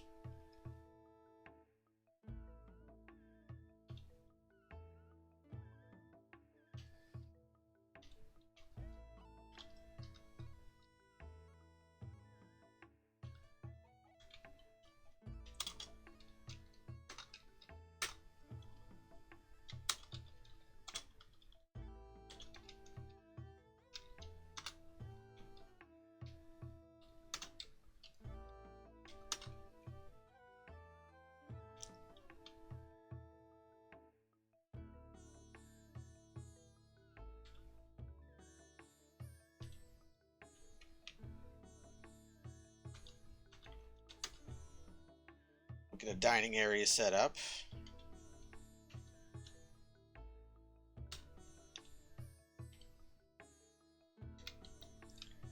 And this will temporarily be a church.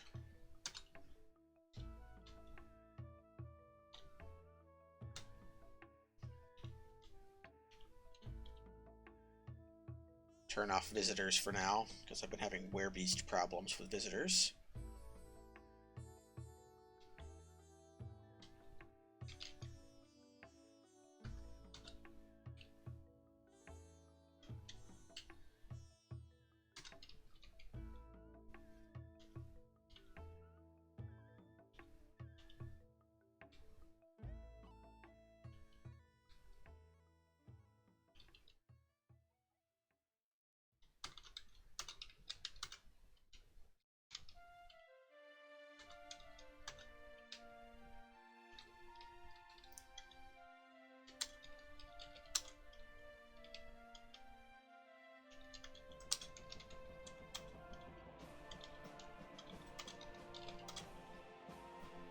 Yeah, there we go.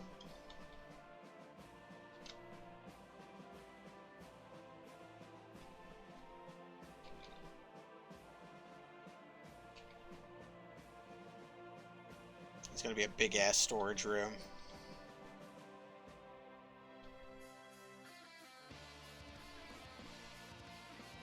And the butt rock begins. Oh, I found hematite down here, though. That's nice. I won't have to go scratching around for where my stuff is actually at.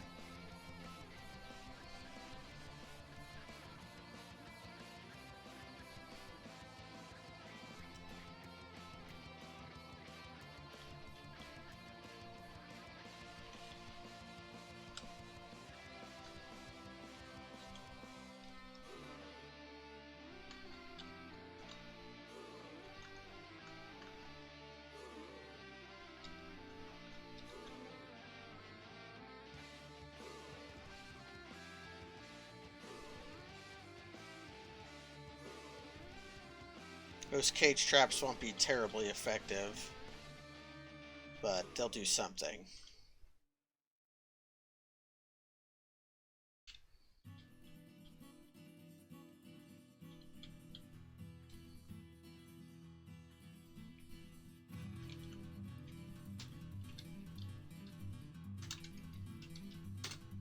Yeah, stop bothering with this stuff. Dig this for now.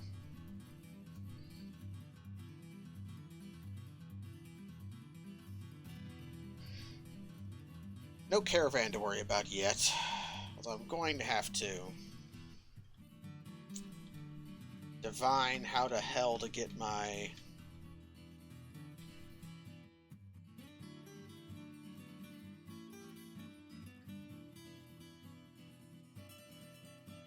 Okay.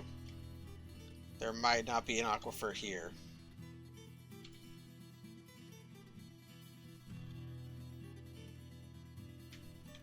Maybe. Just maybe.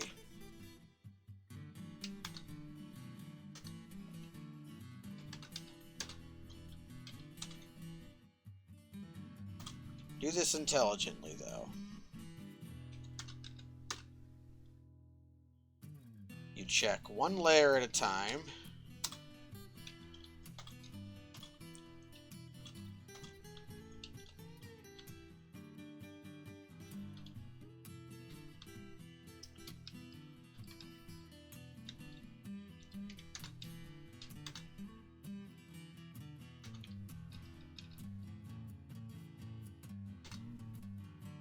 Come on now.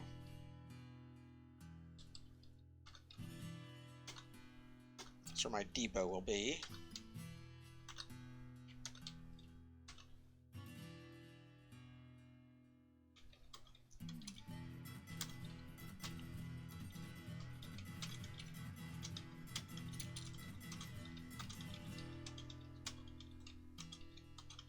Ooh, this might not work.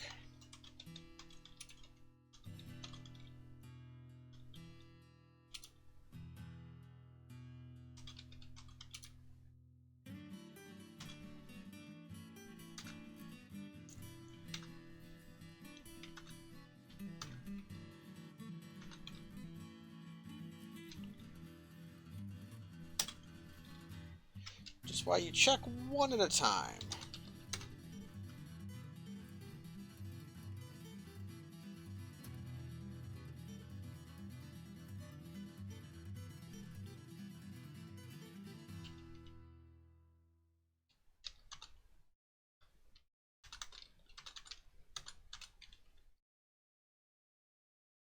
I wish pineapple opal sounds delicious.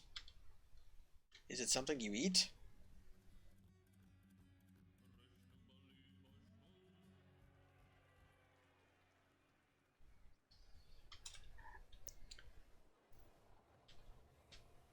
I also want to do this slightly differently.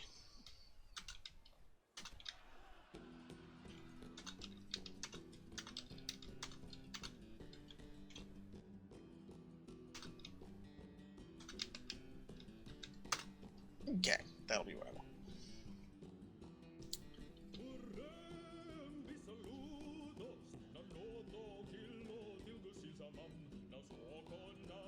Zorn. That sounds familiar. That's a D&D thing, isn't it? I don't actually know.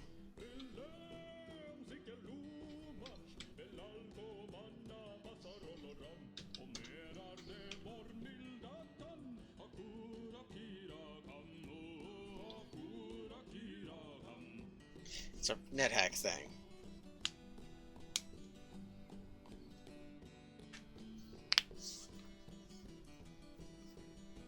Just go ahead and say that this stockpile also accepts goblets.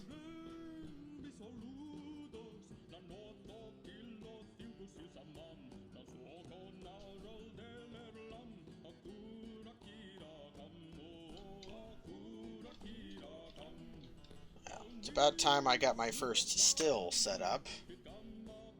Oh, and this is marble. That's excellent.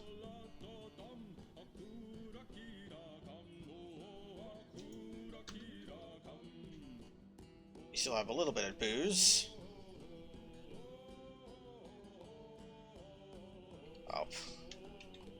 That was a loom, not a still.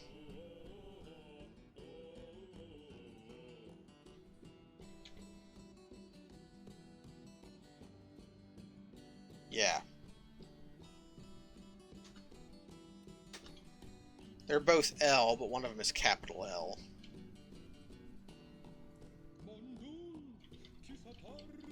So we're going to begin the Great Dump.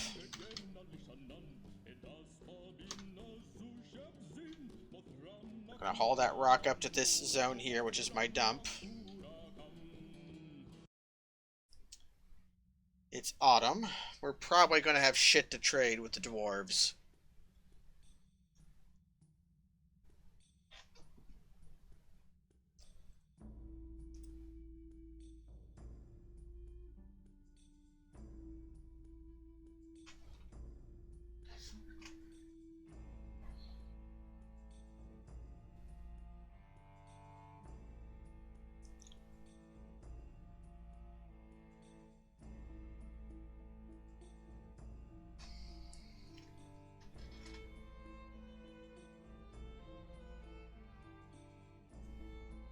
Okay.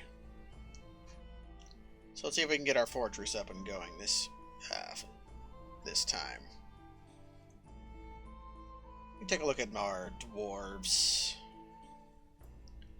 Got a mace dwarf. Maybe I'll do maces this time.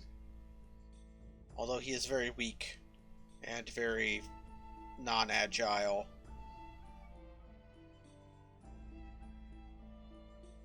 He's somewhat fearful in the face of imminent danger. But can handle stress.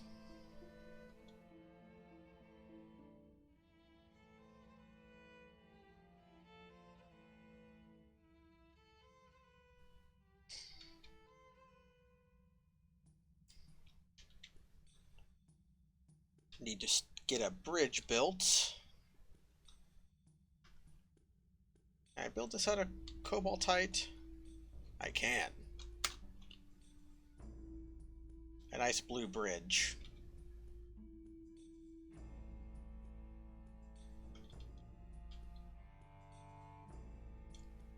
Life is terrible, but he's good at handling it. Big fucking mood.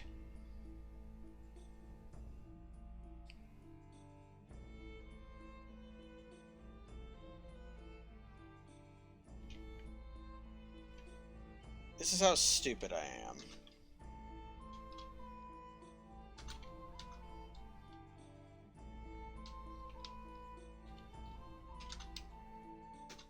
demand symmetry so much.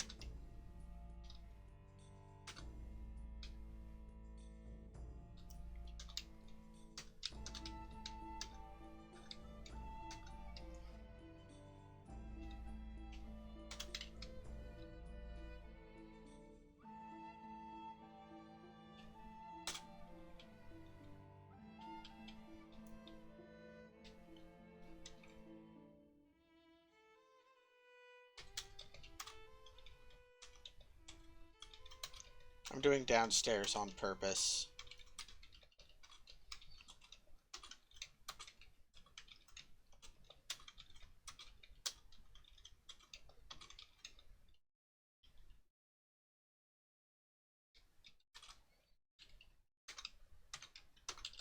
There we go.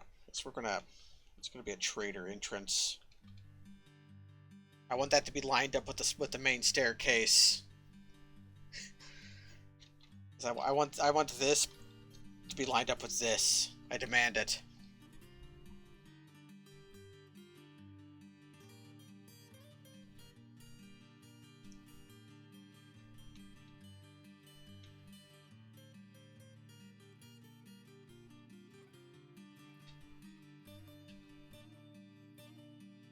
Destroy that wagon, please.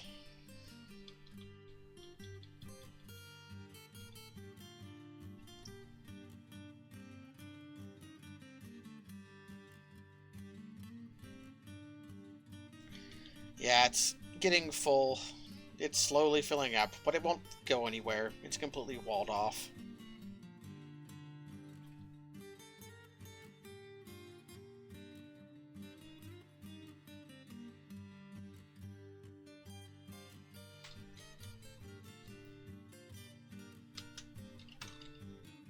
Let's go ahead and start... Actually...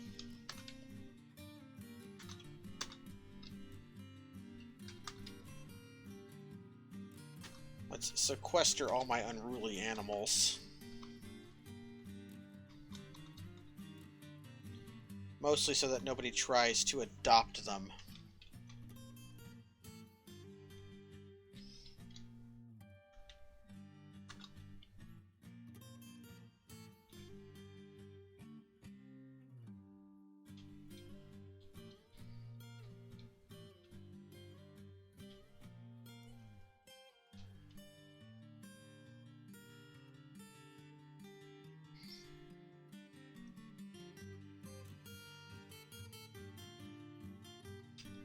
Okay, we're not going to have anything for the outposts, so we're just going to ignore them. And they didn't send an outpost liaison, which means a couple of different things. One, that my civilization is extinct, which I don't think will be the case, because we got migrants. Or two, that they sometimes just don't, especially when your fort is new. You might not be worth talking to.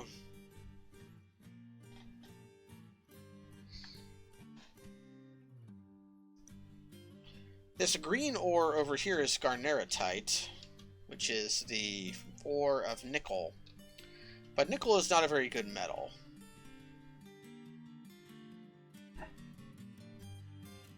It doesn't really have any real purposes. The only alloys you can make with it are less valuable than other alloys you could make with the exact same metal. I think the only thing you use it for is sterling silver, which you could make bronze instead, which is just better. In real life, nickel is one of the important metals in the production of stainless steel.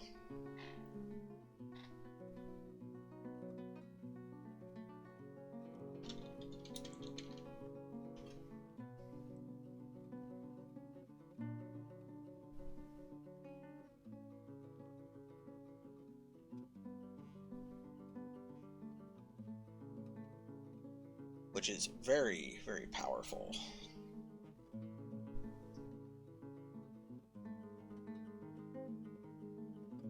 At least I think stainless steel has nickel in it.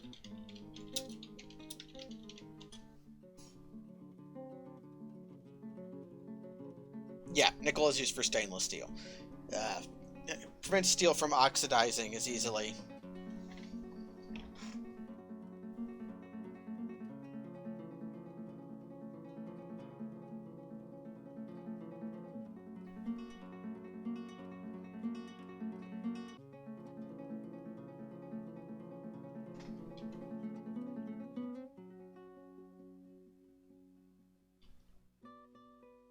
My miners are quickly becoming near legends. Yes, and nickel is one of the ferrometals, I believe. Can be used for production of magnets, along with iron and cobalt.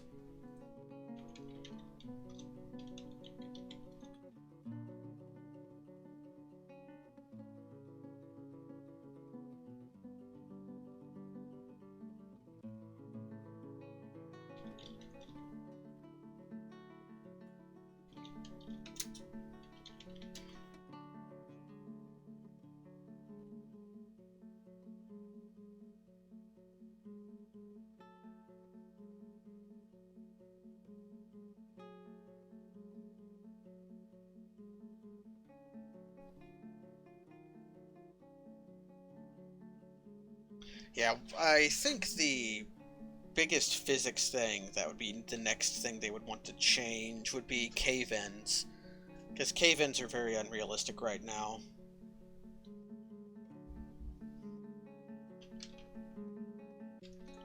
Second big dump.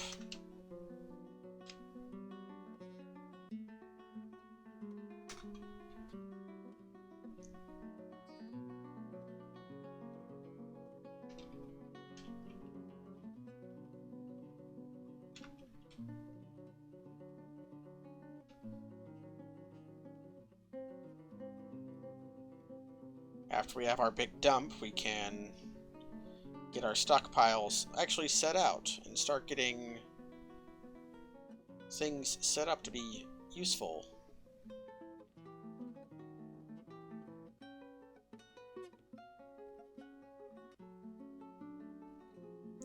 But the one useful thing nickel has in this game is nickel is a good source of magma-safe materials.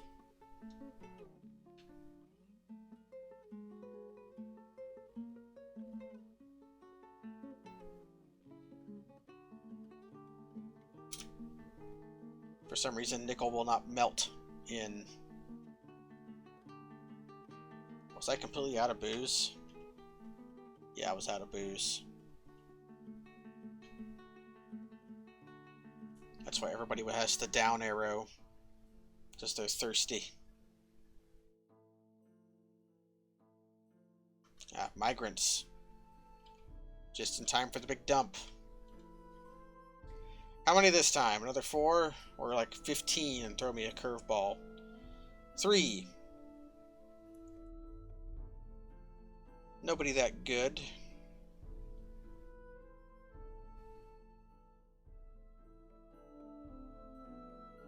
I need to get my metalsmiths up and running so I can start farming the right strange moods.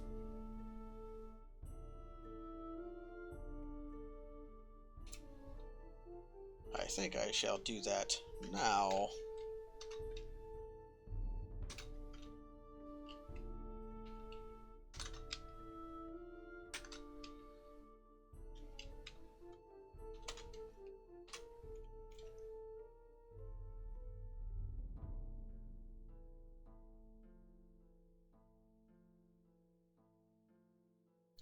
Do I have magma-safe stuff? Dacite isn't. Microcline isn't. Quartzite? I think quartzite is.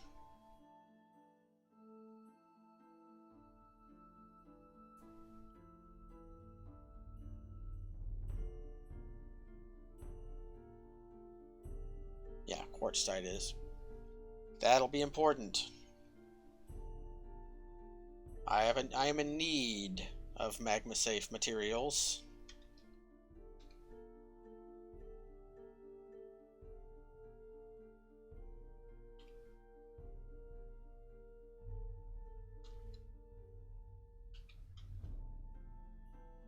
got lucky that I didn't get attacked by the undead.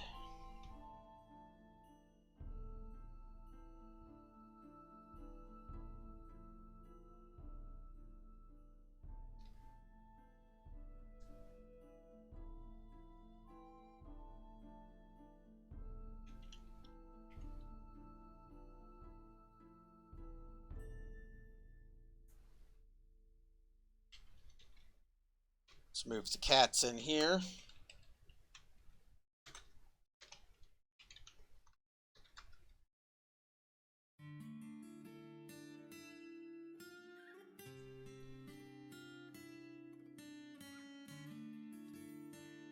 They took the long way around for that cat. Third big dump. Okay, the dwarf,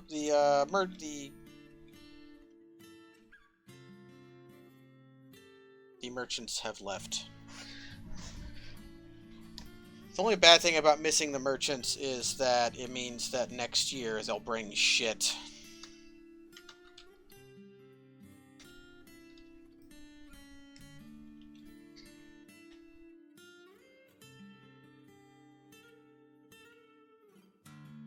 But the year after they will. They really don't have anything I need. Except leather. My leather industry is going to be stunted for a little while.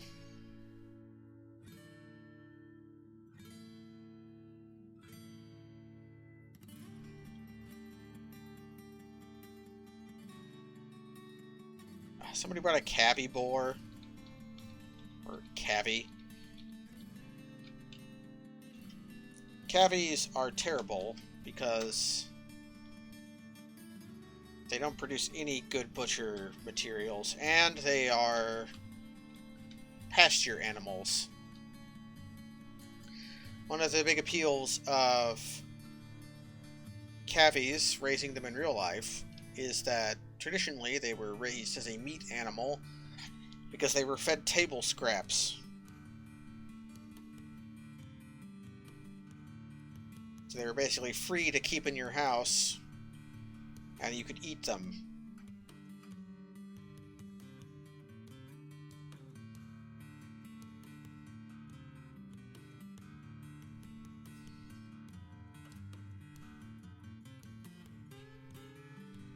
Okay, we're going to want to build a bridge.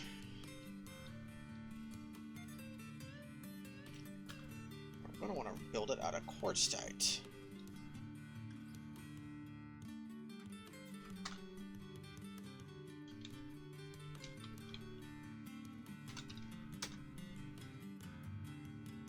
Big old quantum stockpile going. We're going to go to the mechanics shop. We're going to want to make these out of quartzite.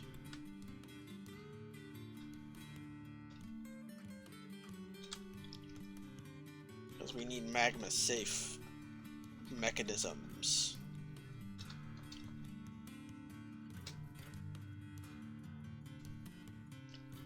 We got orpiment. Orpiment's a very goofy sounding we're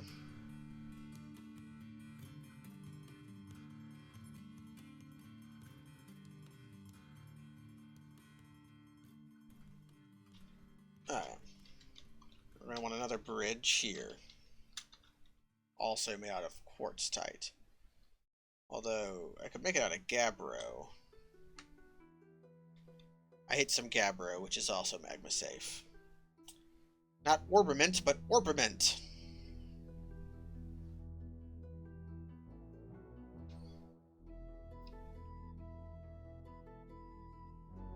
I ignored that doctrine by the temple, which is going to make some of my dwarves sad.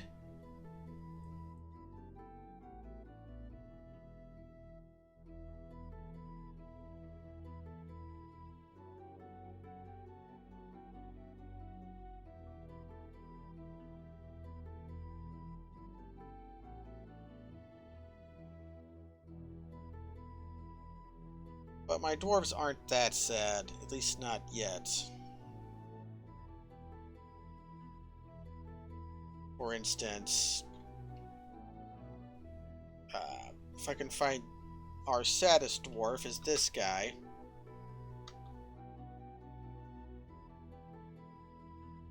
He was outraged, space, period. That meant, I'm pretty sure what he was outraged at is he was outraged that his petition was ignored.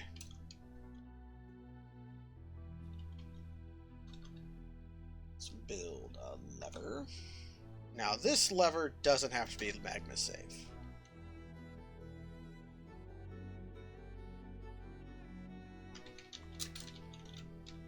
Okay.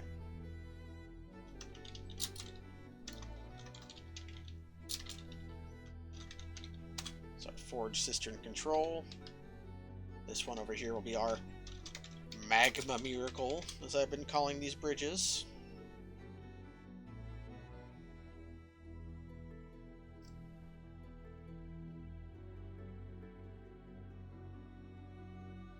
I kind of just did that, but I'll explain it while I do it, what that does.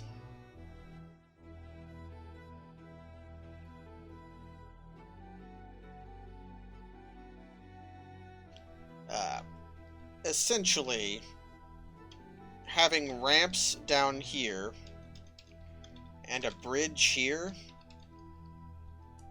when my dwarves can't get here, will let me dig out these squares from here. It's an exploit.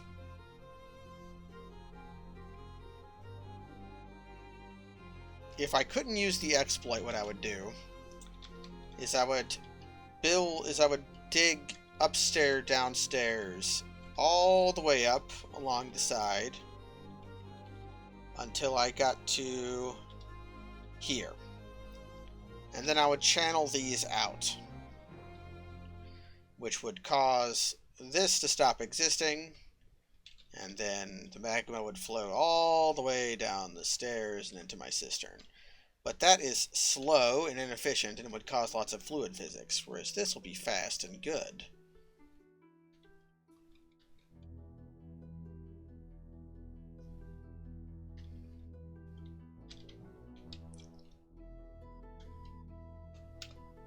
Okay, let's take a look here.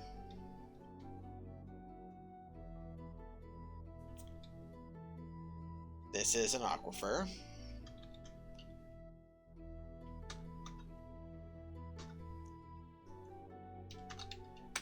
Let's take a look what this will be.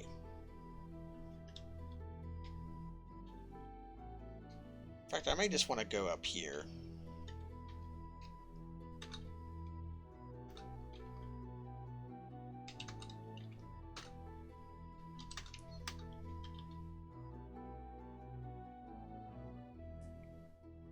Good night, Master. Ah,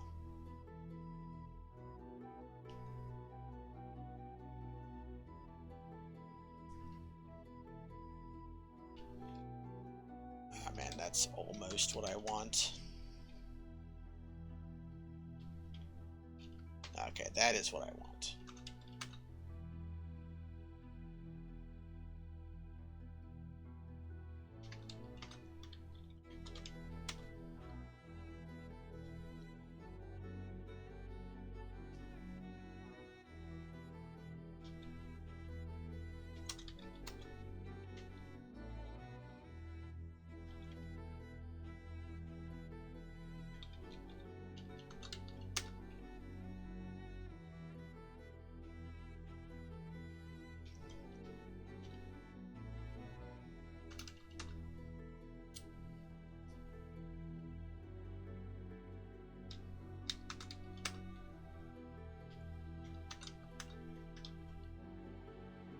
Up, can't go there.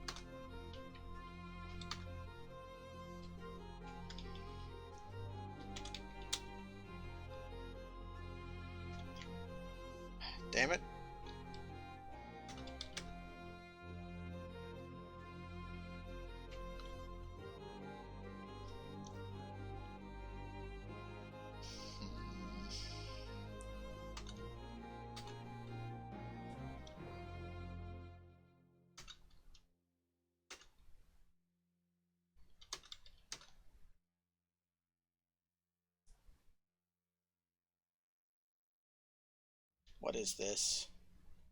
Galena. Okay.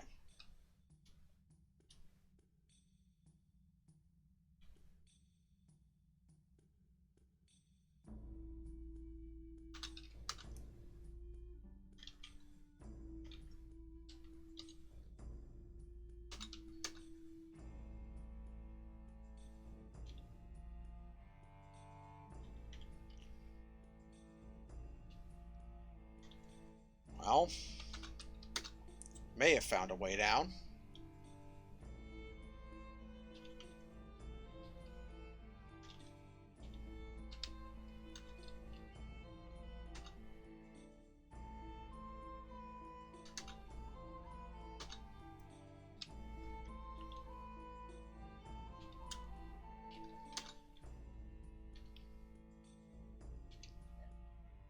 One moment. My dog is being a barky.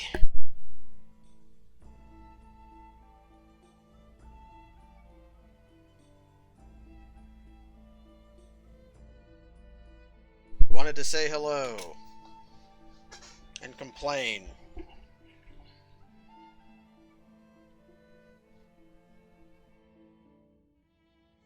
So the reason I have to make all these tunnels 3 wide and kind of have wide turns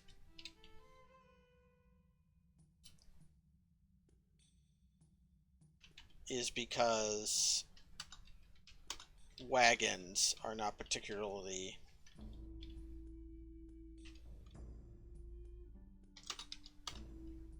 wagons have to have a wide turn.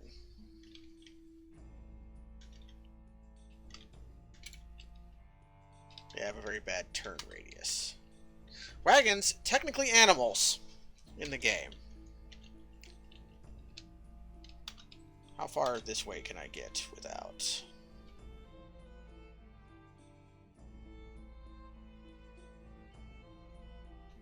That, exactly that far.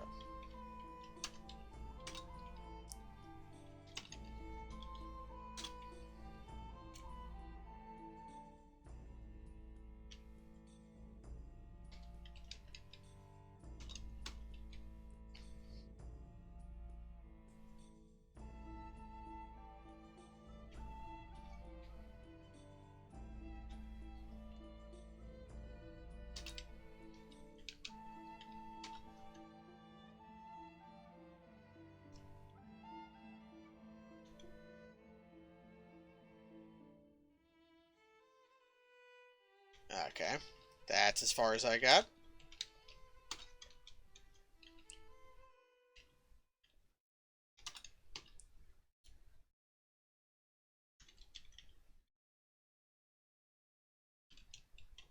Okay.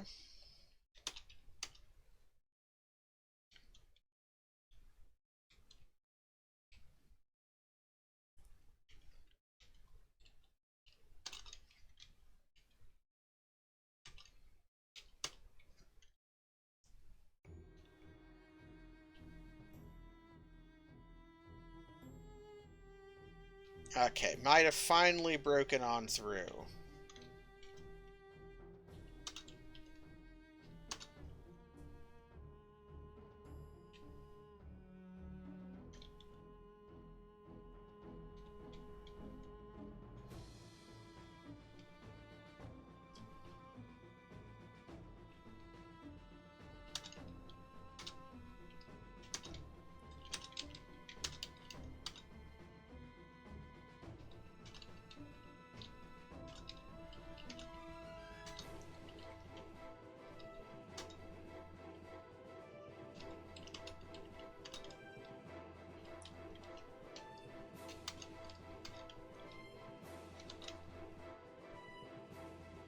So the merchants are going to have to take a squirrely route around this aquifer.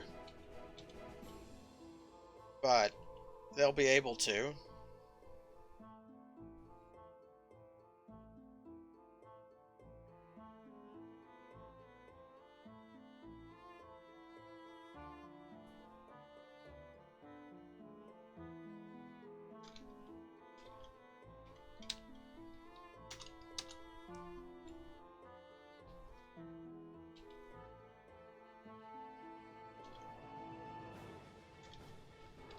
Okay.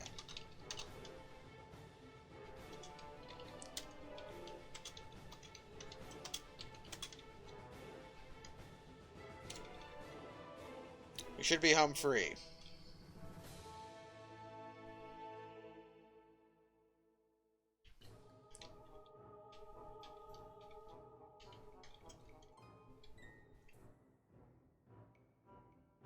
So apparently all my diggers are going to go have brunch or something.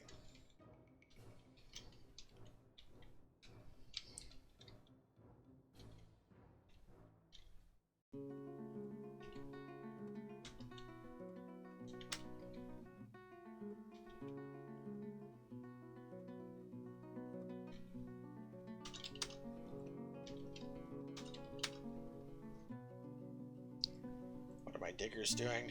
Sleeping and eating. Okay.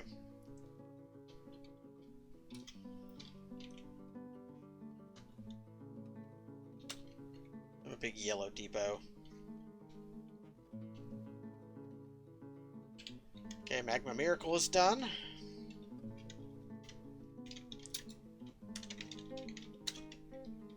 Let's link up to Forge Cistern. Okay. And these I want to use quartzite.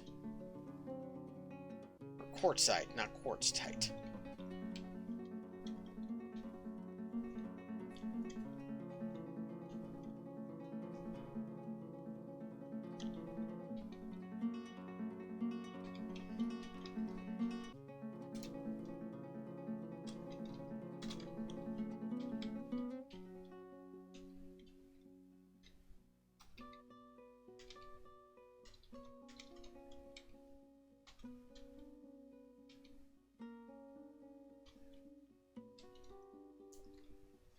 I don't know if I'll have to remove these stairs or not, but I might just because they're ugly.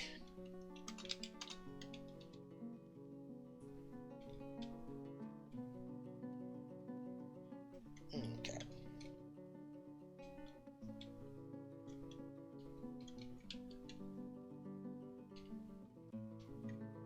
That's connected. Pull the lever. Nobody's in the tube. And now I can designate them to dig this. And they'll go they can't access this tunnel. So they don't really have a direct path to these squares. But because of an exploit, if they're standing on a ramp with a bridge above them, they can dig as if the bridge wasn't there. It's a Gabbro bridge. Which means it's a magma safe.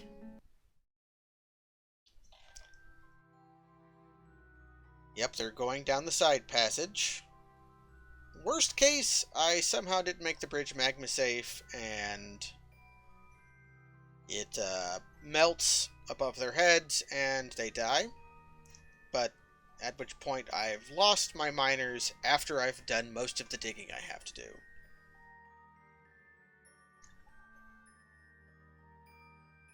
Best case, it works great, which it's going to. Then after they dig this here, I'm going to plug up the passageway into this zone. Some of you may die, but it's a sacrifice I'm willing to make, indeed.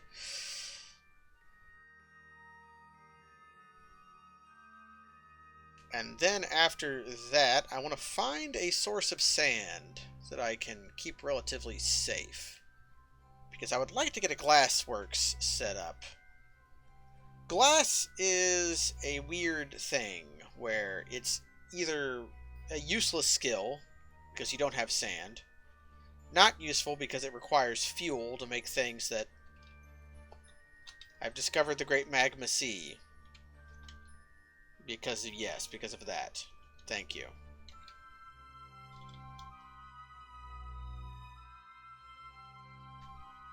Okay, my dwarves didn't die. The magma is flowing.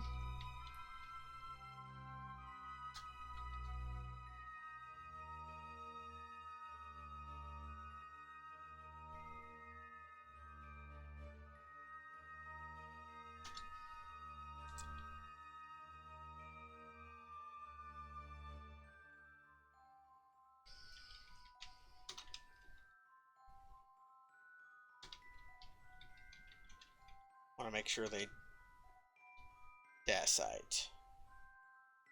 They'll use microcline, so I know that you're not going to use any of this shit. Oh, there they go. Wall that off.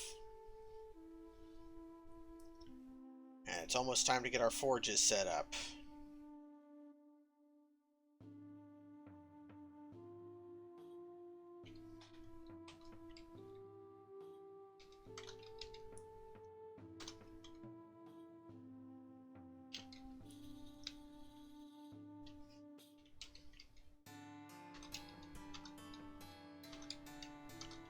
Here's some more. Here's a shape I like using for my temple.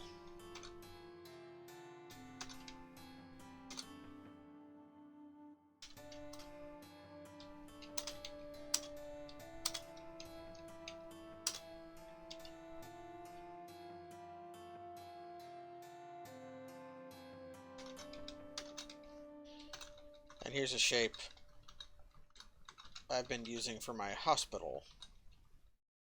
It gives these nice little cubbies to put beds in.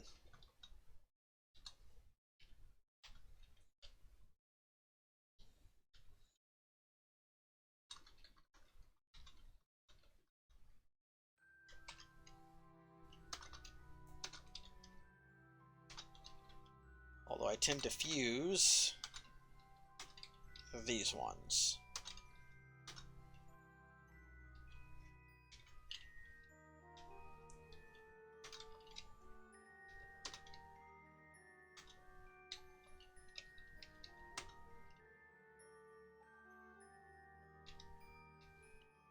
So I don't want to set up my hospital yet.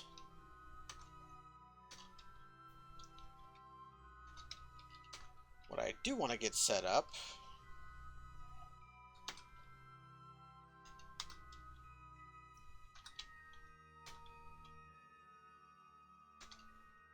is some offices.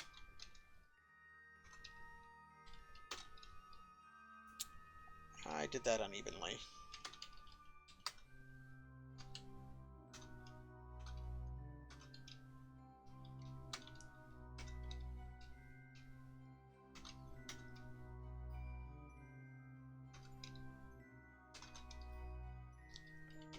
Wazam.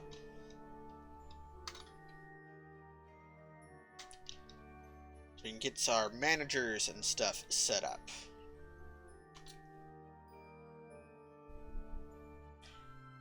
So that I can really get cooking on my production.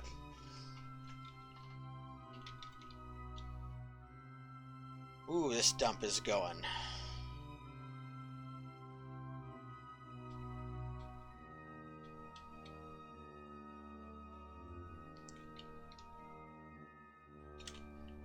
Let's build another lever. And this one will just be the nicest one I have, which is this sandstone mechanism. That's going to be for our front gate.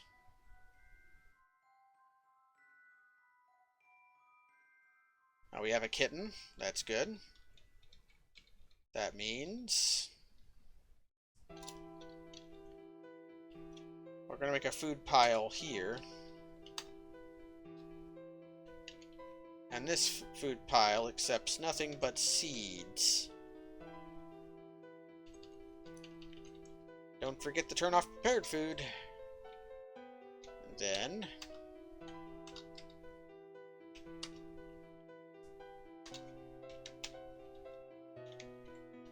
the kitten gets to live here.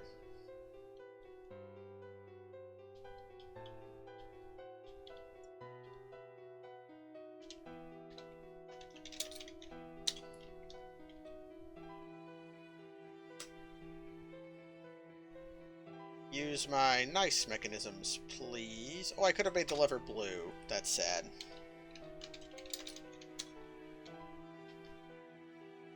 Okay.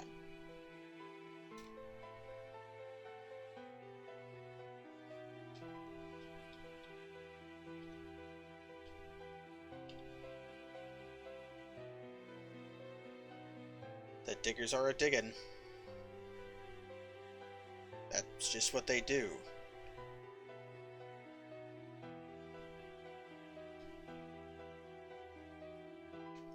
But now I can shut myself inside.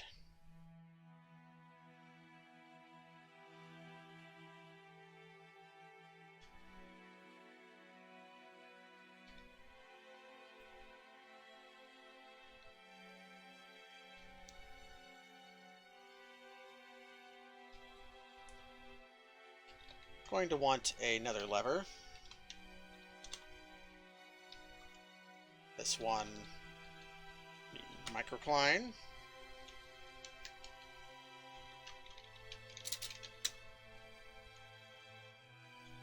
And that'll be for my depot.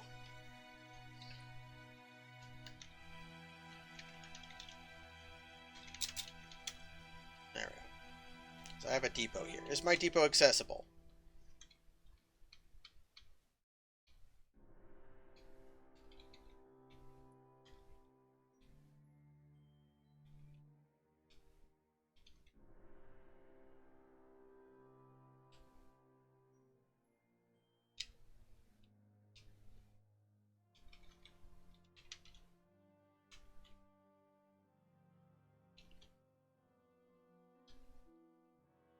For some reason, the depot can't go past that. I guess the depot can't go over stairs. Well, that's fine. I'll just floor this off.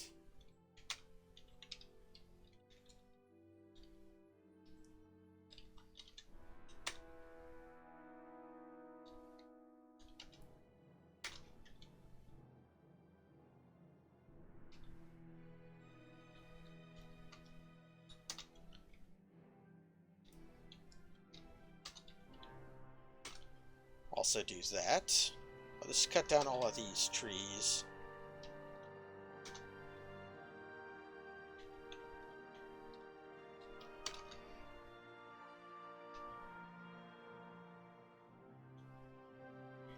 I don't know if there's a maximum depot.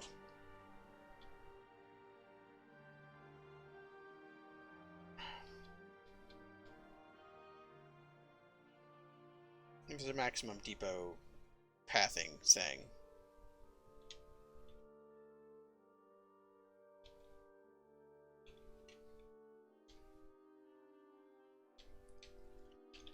Although I need to make some more booze, because I saw somebody was drinking.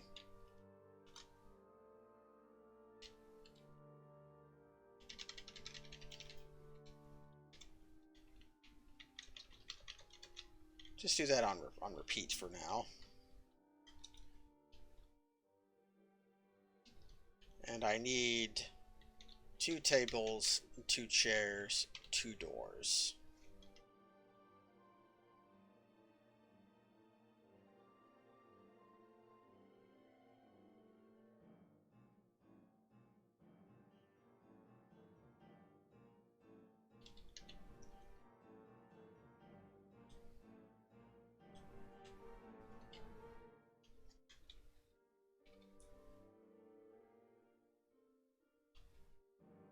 Depot is now accessible. Even though it takes a pretty screwy path, the merchants don't really care.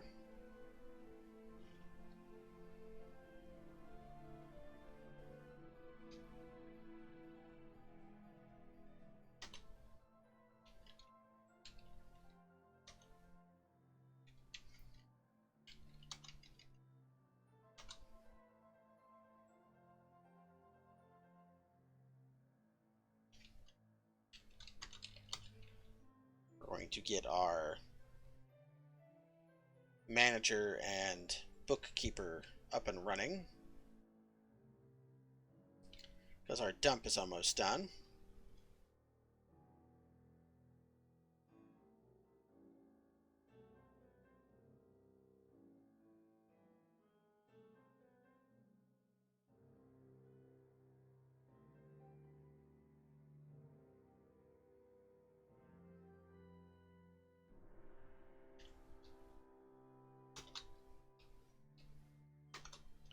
Also going to start on our bedrooms.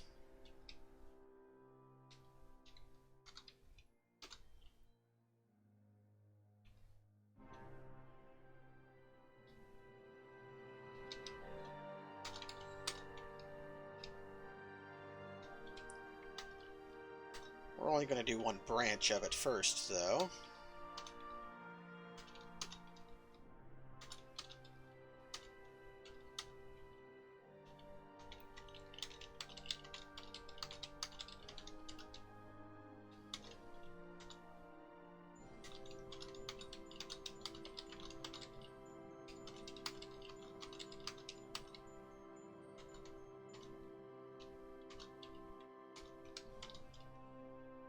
Okay.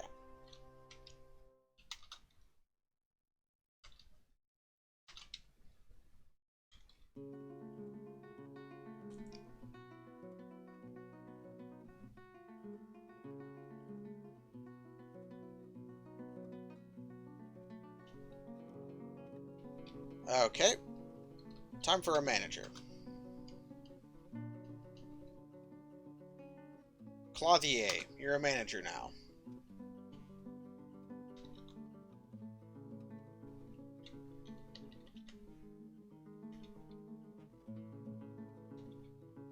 And we need a bookkeeper.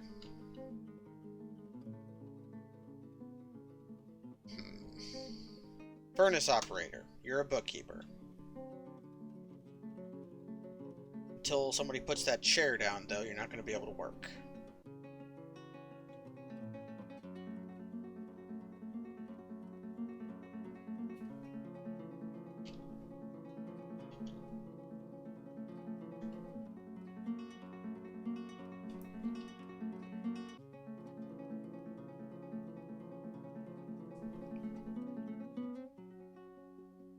And there's the chair.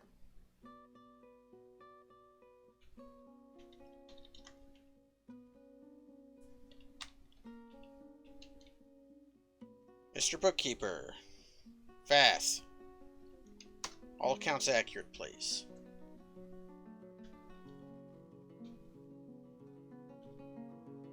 Okay. It's almost time that we got set up for everything.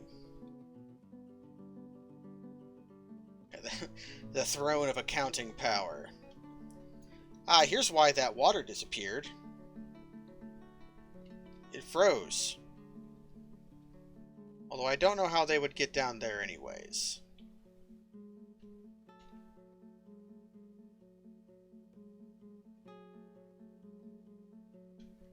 We have ice.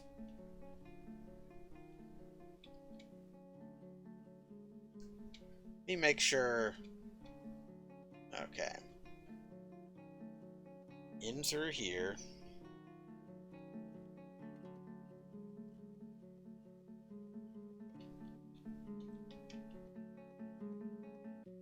Yeah, there's a wall here. Wall here. Wall here.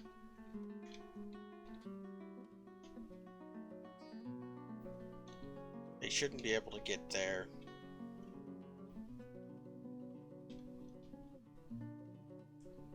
I'm getting paranoid, though, so I might build another wall, another gate here.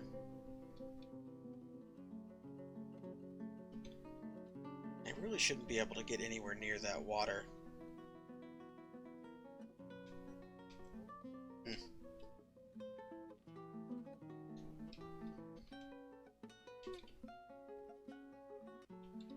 I should pull this lever at some point.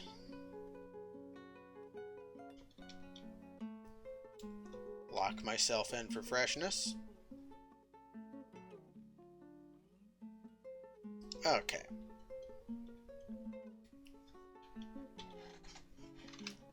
The dump is almost complete. So let's begin thinking about where I want my stuff at. We'll start with wood. And we'll say that this is the wood stockpile.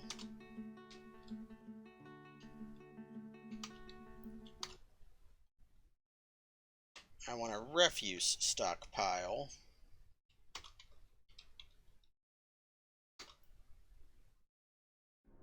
Actually,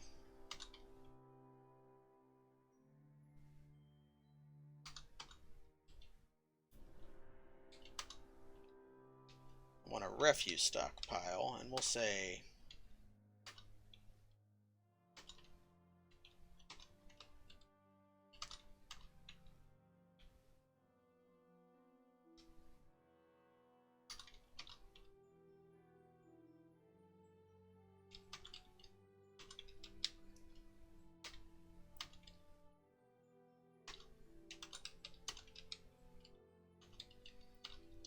It's that.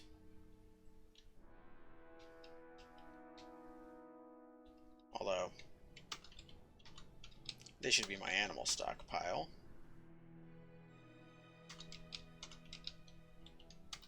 So that's going to be for cages. And then refuse.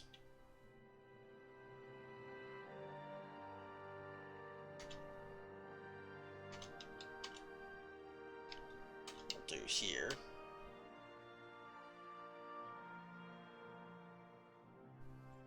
Although, no.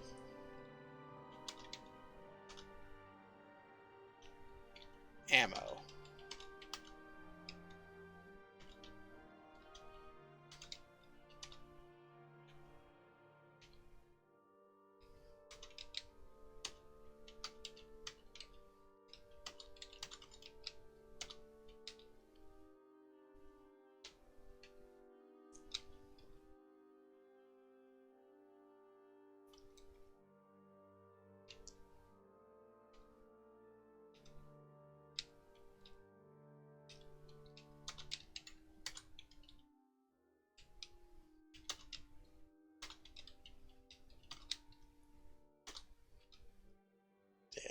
Finished goods.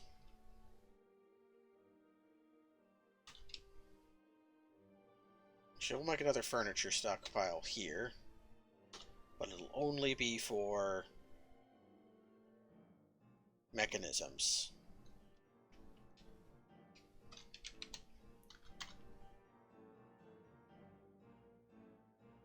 Then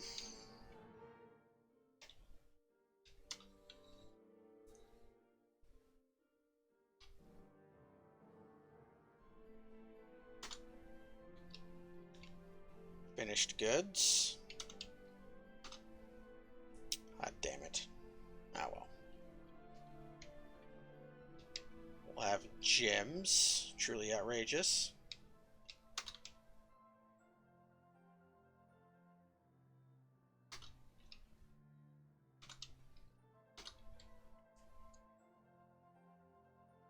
Bar block.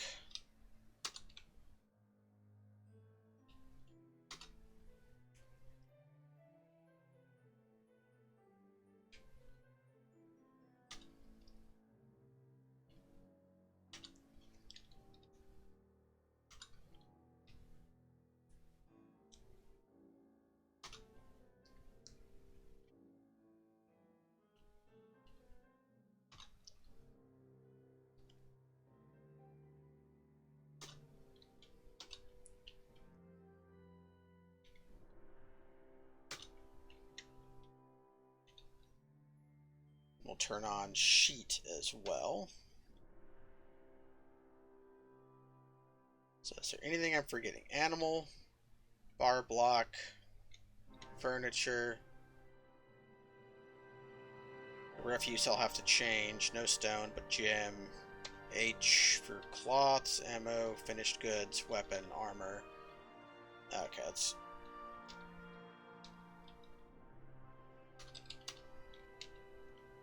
The refuse stockpile will only accept fresh raw hides.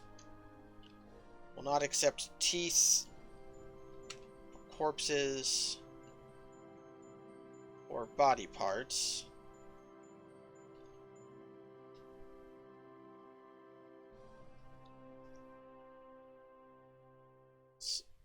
No, let's turn off bins on our ammo stockpile for once. Okay, that's a big-ass stockpile.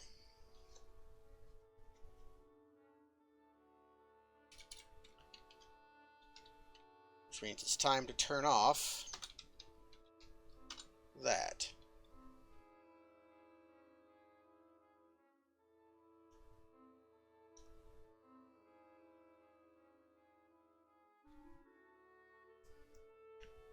It's also time to turn hauling back on our miners, because their job is for them almost completely over.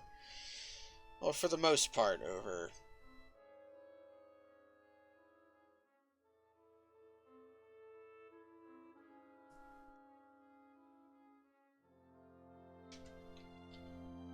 I'll go ahead and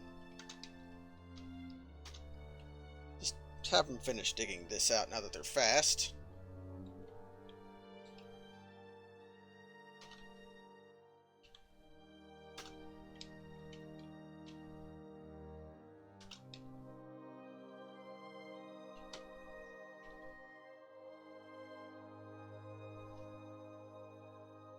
Move the temple over here.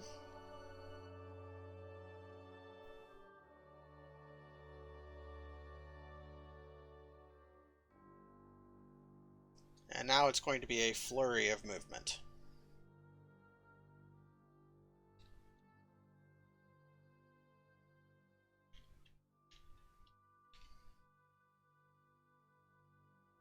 Let's turn on workflow, get our first workflow set up.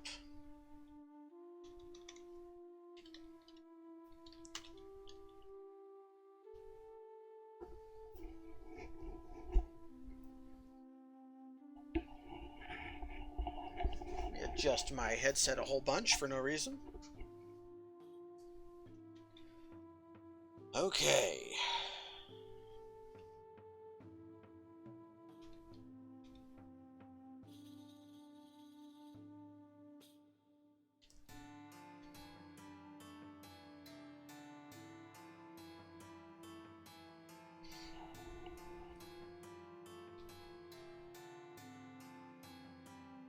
There's not a river on this map, is there? If I wanted to dam it, now would be the time.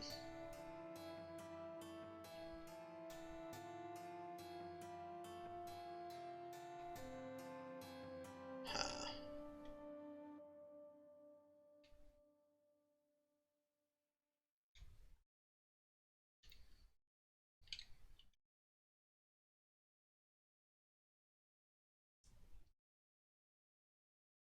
A weird little setup I have going on.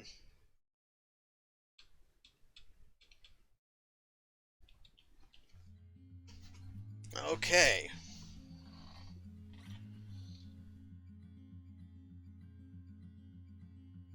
The gem stockpile is going to fill up really. We're going to have a lot of people carrying shit to and from it.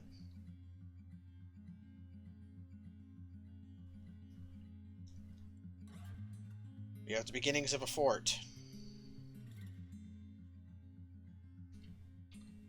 Oh god. Giant keys. These are very dangerous animals that my cage traps are going to protect me with.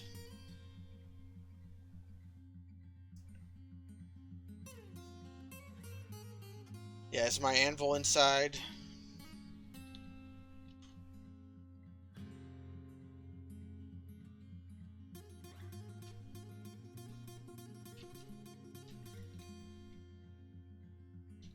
I'm just going to go ahead and...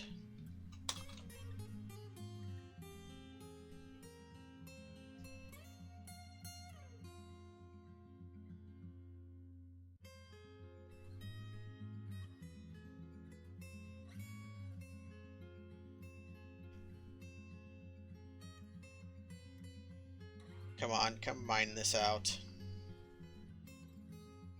My anvil should be inside, but giant keys... There we go. Giant keys are dangerous, because regular keys are cute little green parrots that love to steal.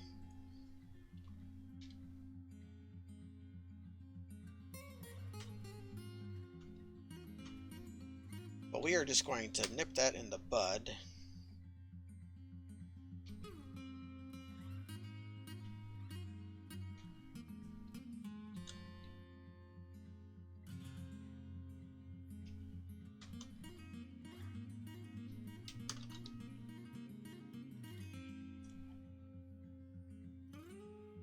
And make sure our anvil is safely in a workshop. Plus, keys are also just big. Giant keys are giant. If all of our stuff is inside, though, we should be safe. And if they try to steal from me, they'll have to go through here, in which case I'll cage them. And if I got a breeding pair of them, that would be nice. Okay, my anvil is safe. Well, speaking of...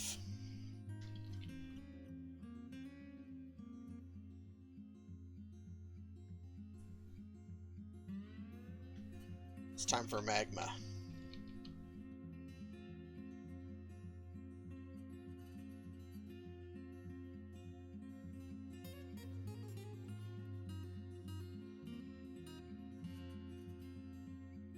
I don't see any magma crabs on the map, so it should be fine.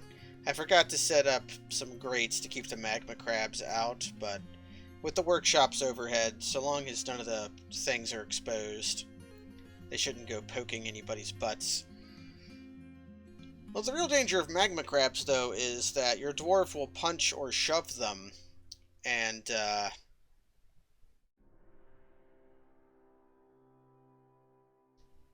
when a magma crab gets thrown into a wall, they tend to explode. Yeah, you want 4 out of 7. So, that's enough magma. Whoop.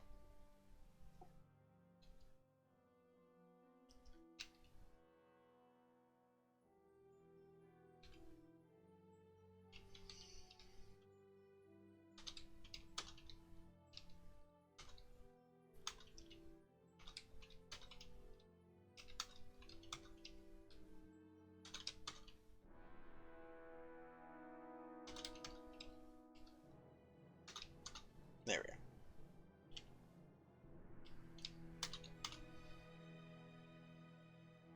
go. Ooh, yeah. Maybe I'll get a lucky kill on a giant key because of my dwarf will bite it in the head and it'll die. I mean, it can happen.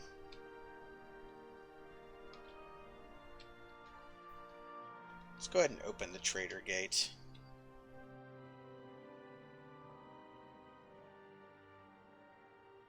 Although if there are giant keys around, I want to keep the trader gate closed as much as I can. Have it open so that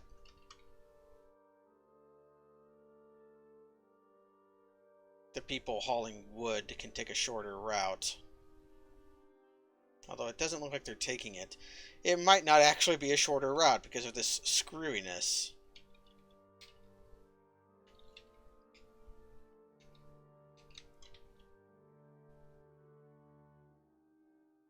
Yeah, it's not a shorter route. They are going around.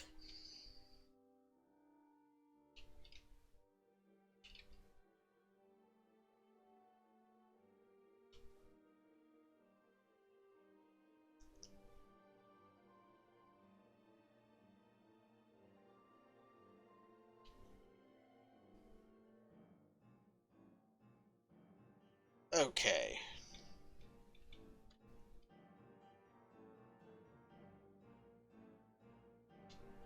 Time to get some stuff set up.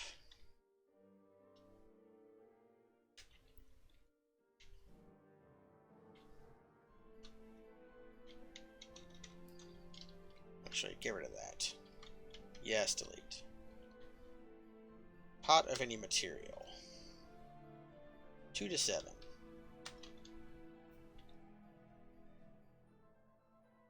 Make mugs. Goblet of any material.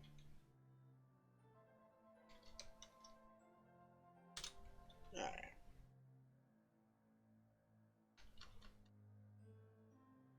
Make some nest boxes. Mason shop. Table, chair, door, cabinet, coffer.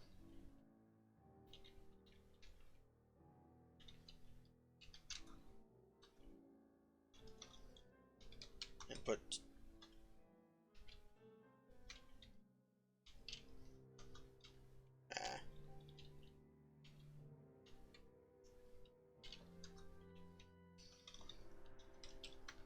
actually accidentally did 2 to 4 on this when I want 2 to 7.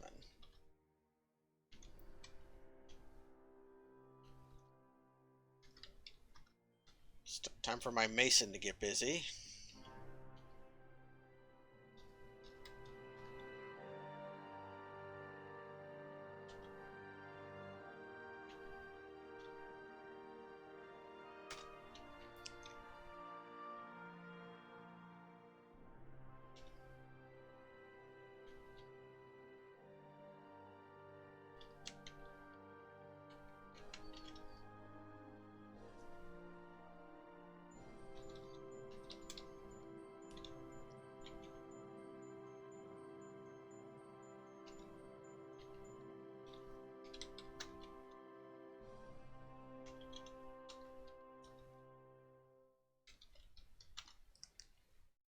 Okay.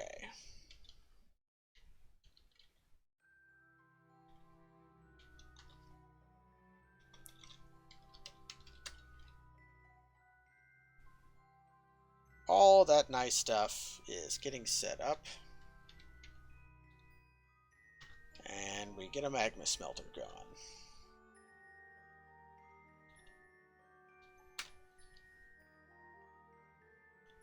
I don't know, most of this music apparently is from old Newgrounds free music shit.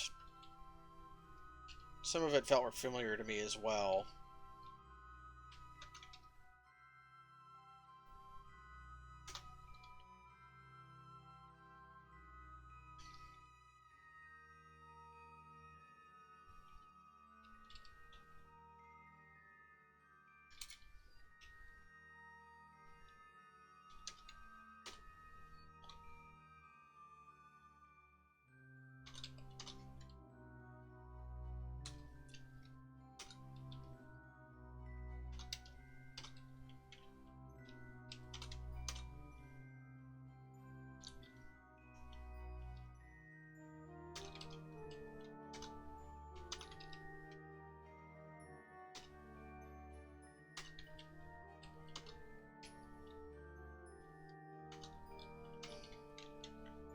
This stone pile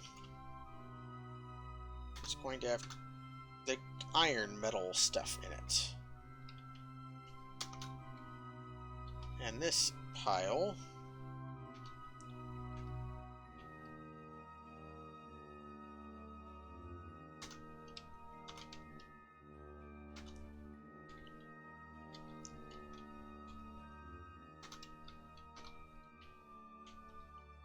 this one will have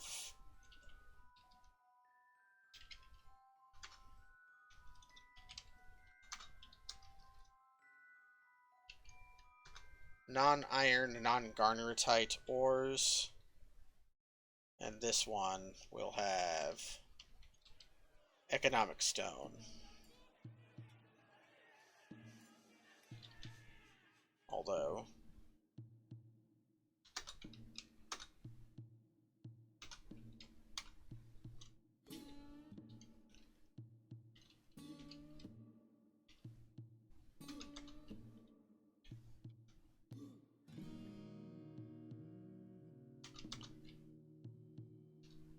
there we go.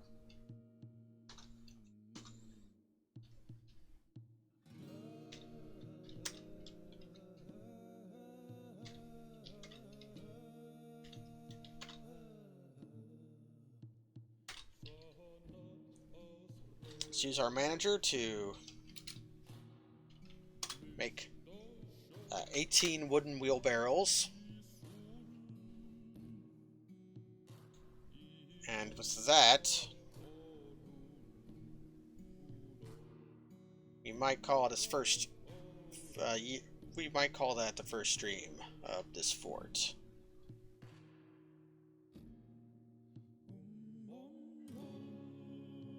Had kind of a rough start because I embarked on a heavy aquifer and did not fully prepare myself to deal with it. But we got around it.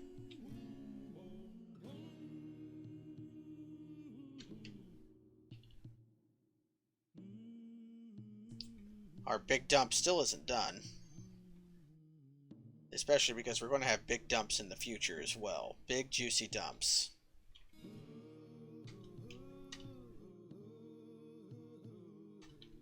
Start getting doors through here. Mostly to control aminals. I gots to have my aminals under control.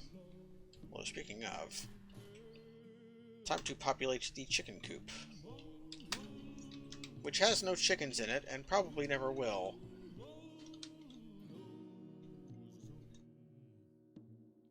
There we go. We'll have turkeys in it.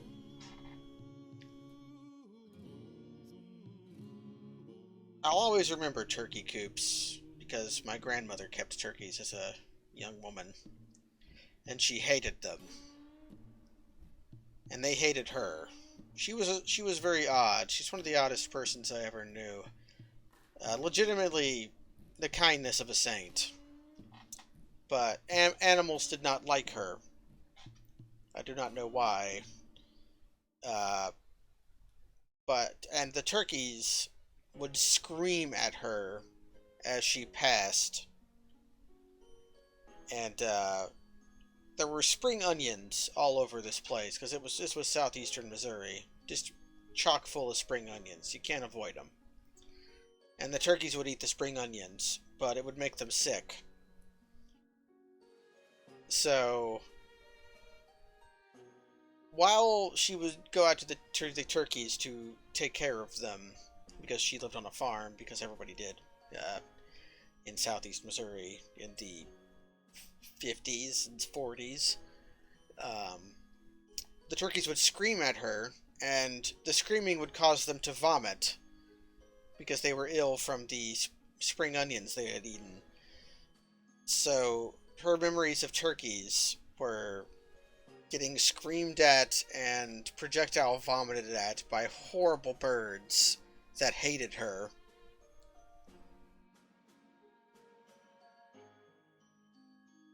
That's one of the things that I remember my grandmother by.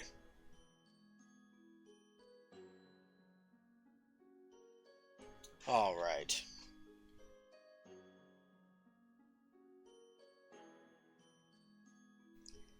You've got the beginnings of a fort going.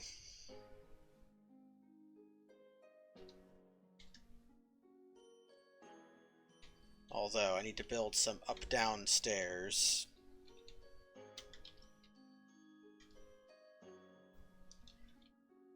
No, just downstairs.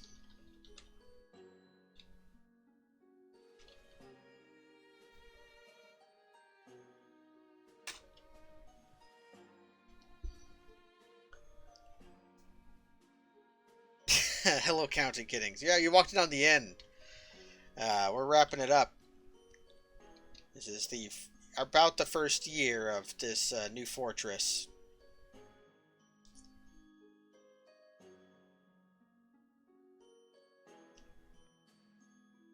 The other one was deemed complete and too laggy.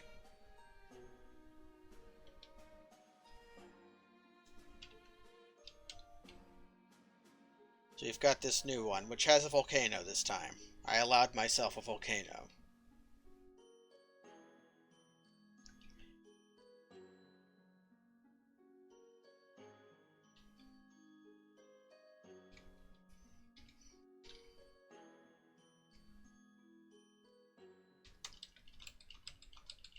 We'll at least get some beds queued up.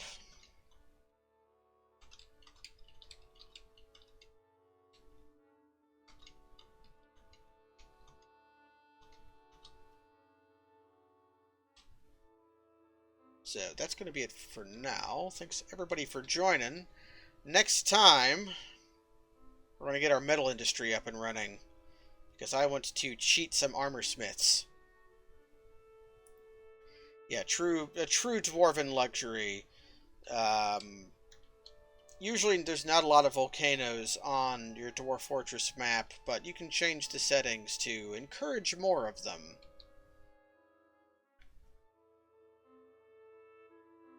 Usually the problem is, it's hard to have volcanoes on the same map as iron and flux. Because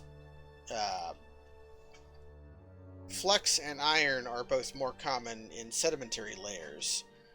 whereas volcanoes are exclusively in metamorphic layers.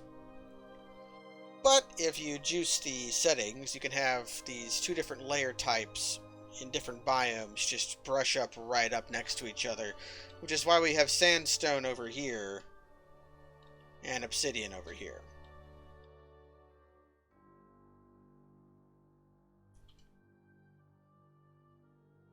Okay, so that's going to be it for now.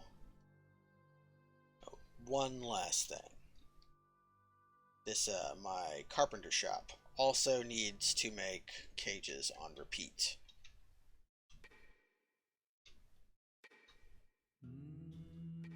5 to 10 works. So that's going to be it for now. Thanks everybody for joining. Good night.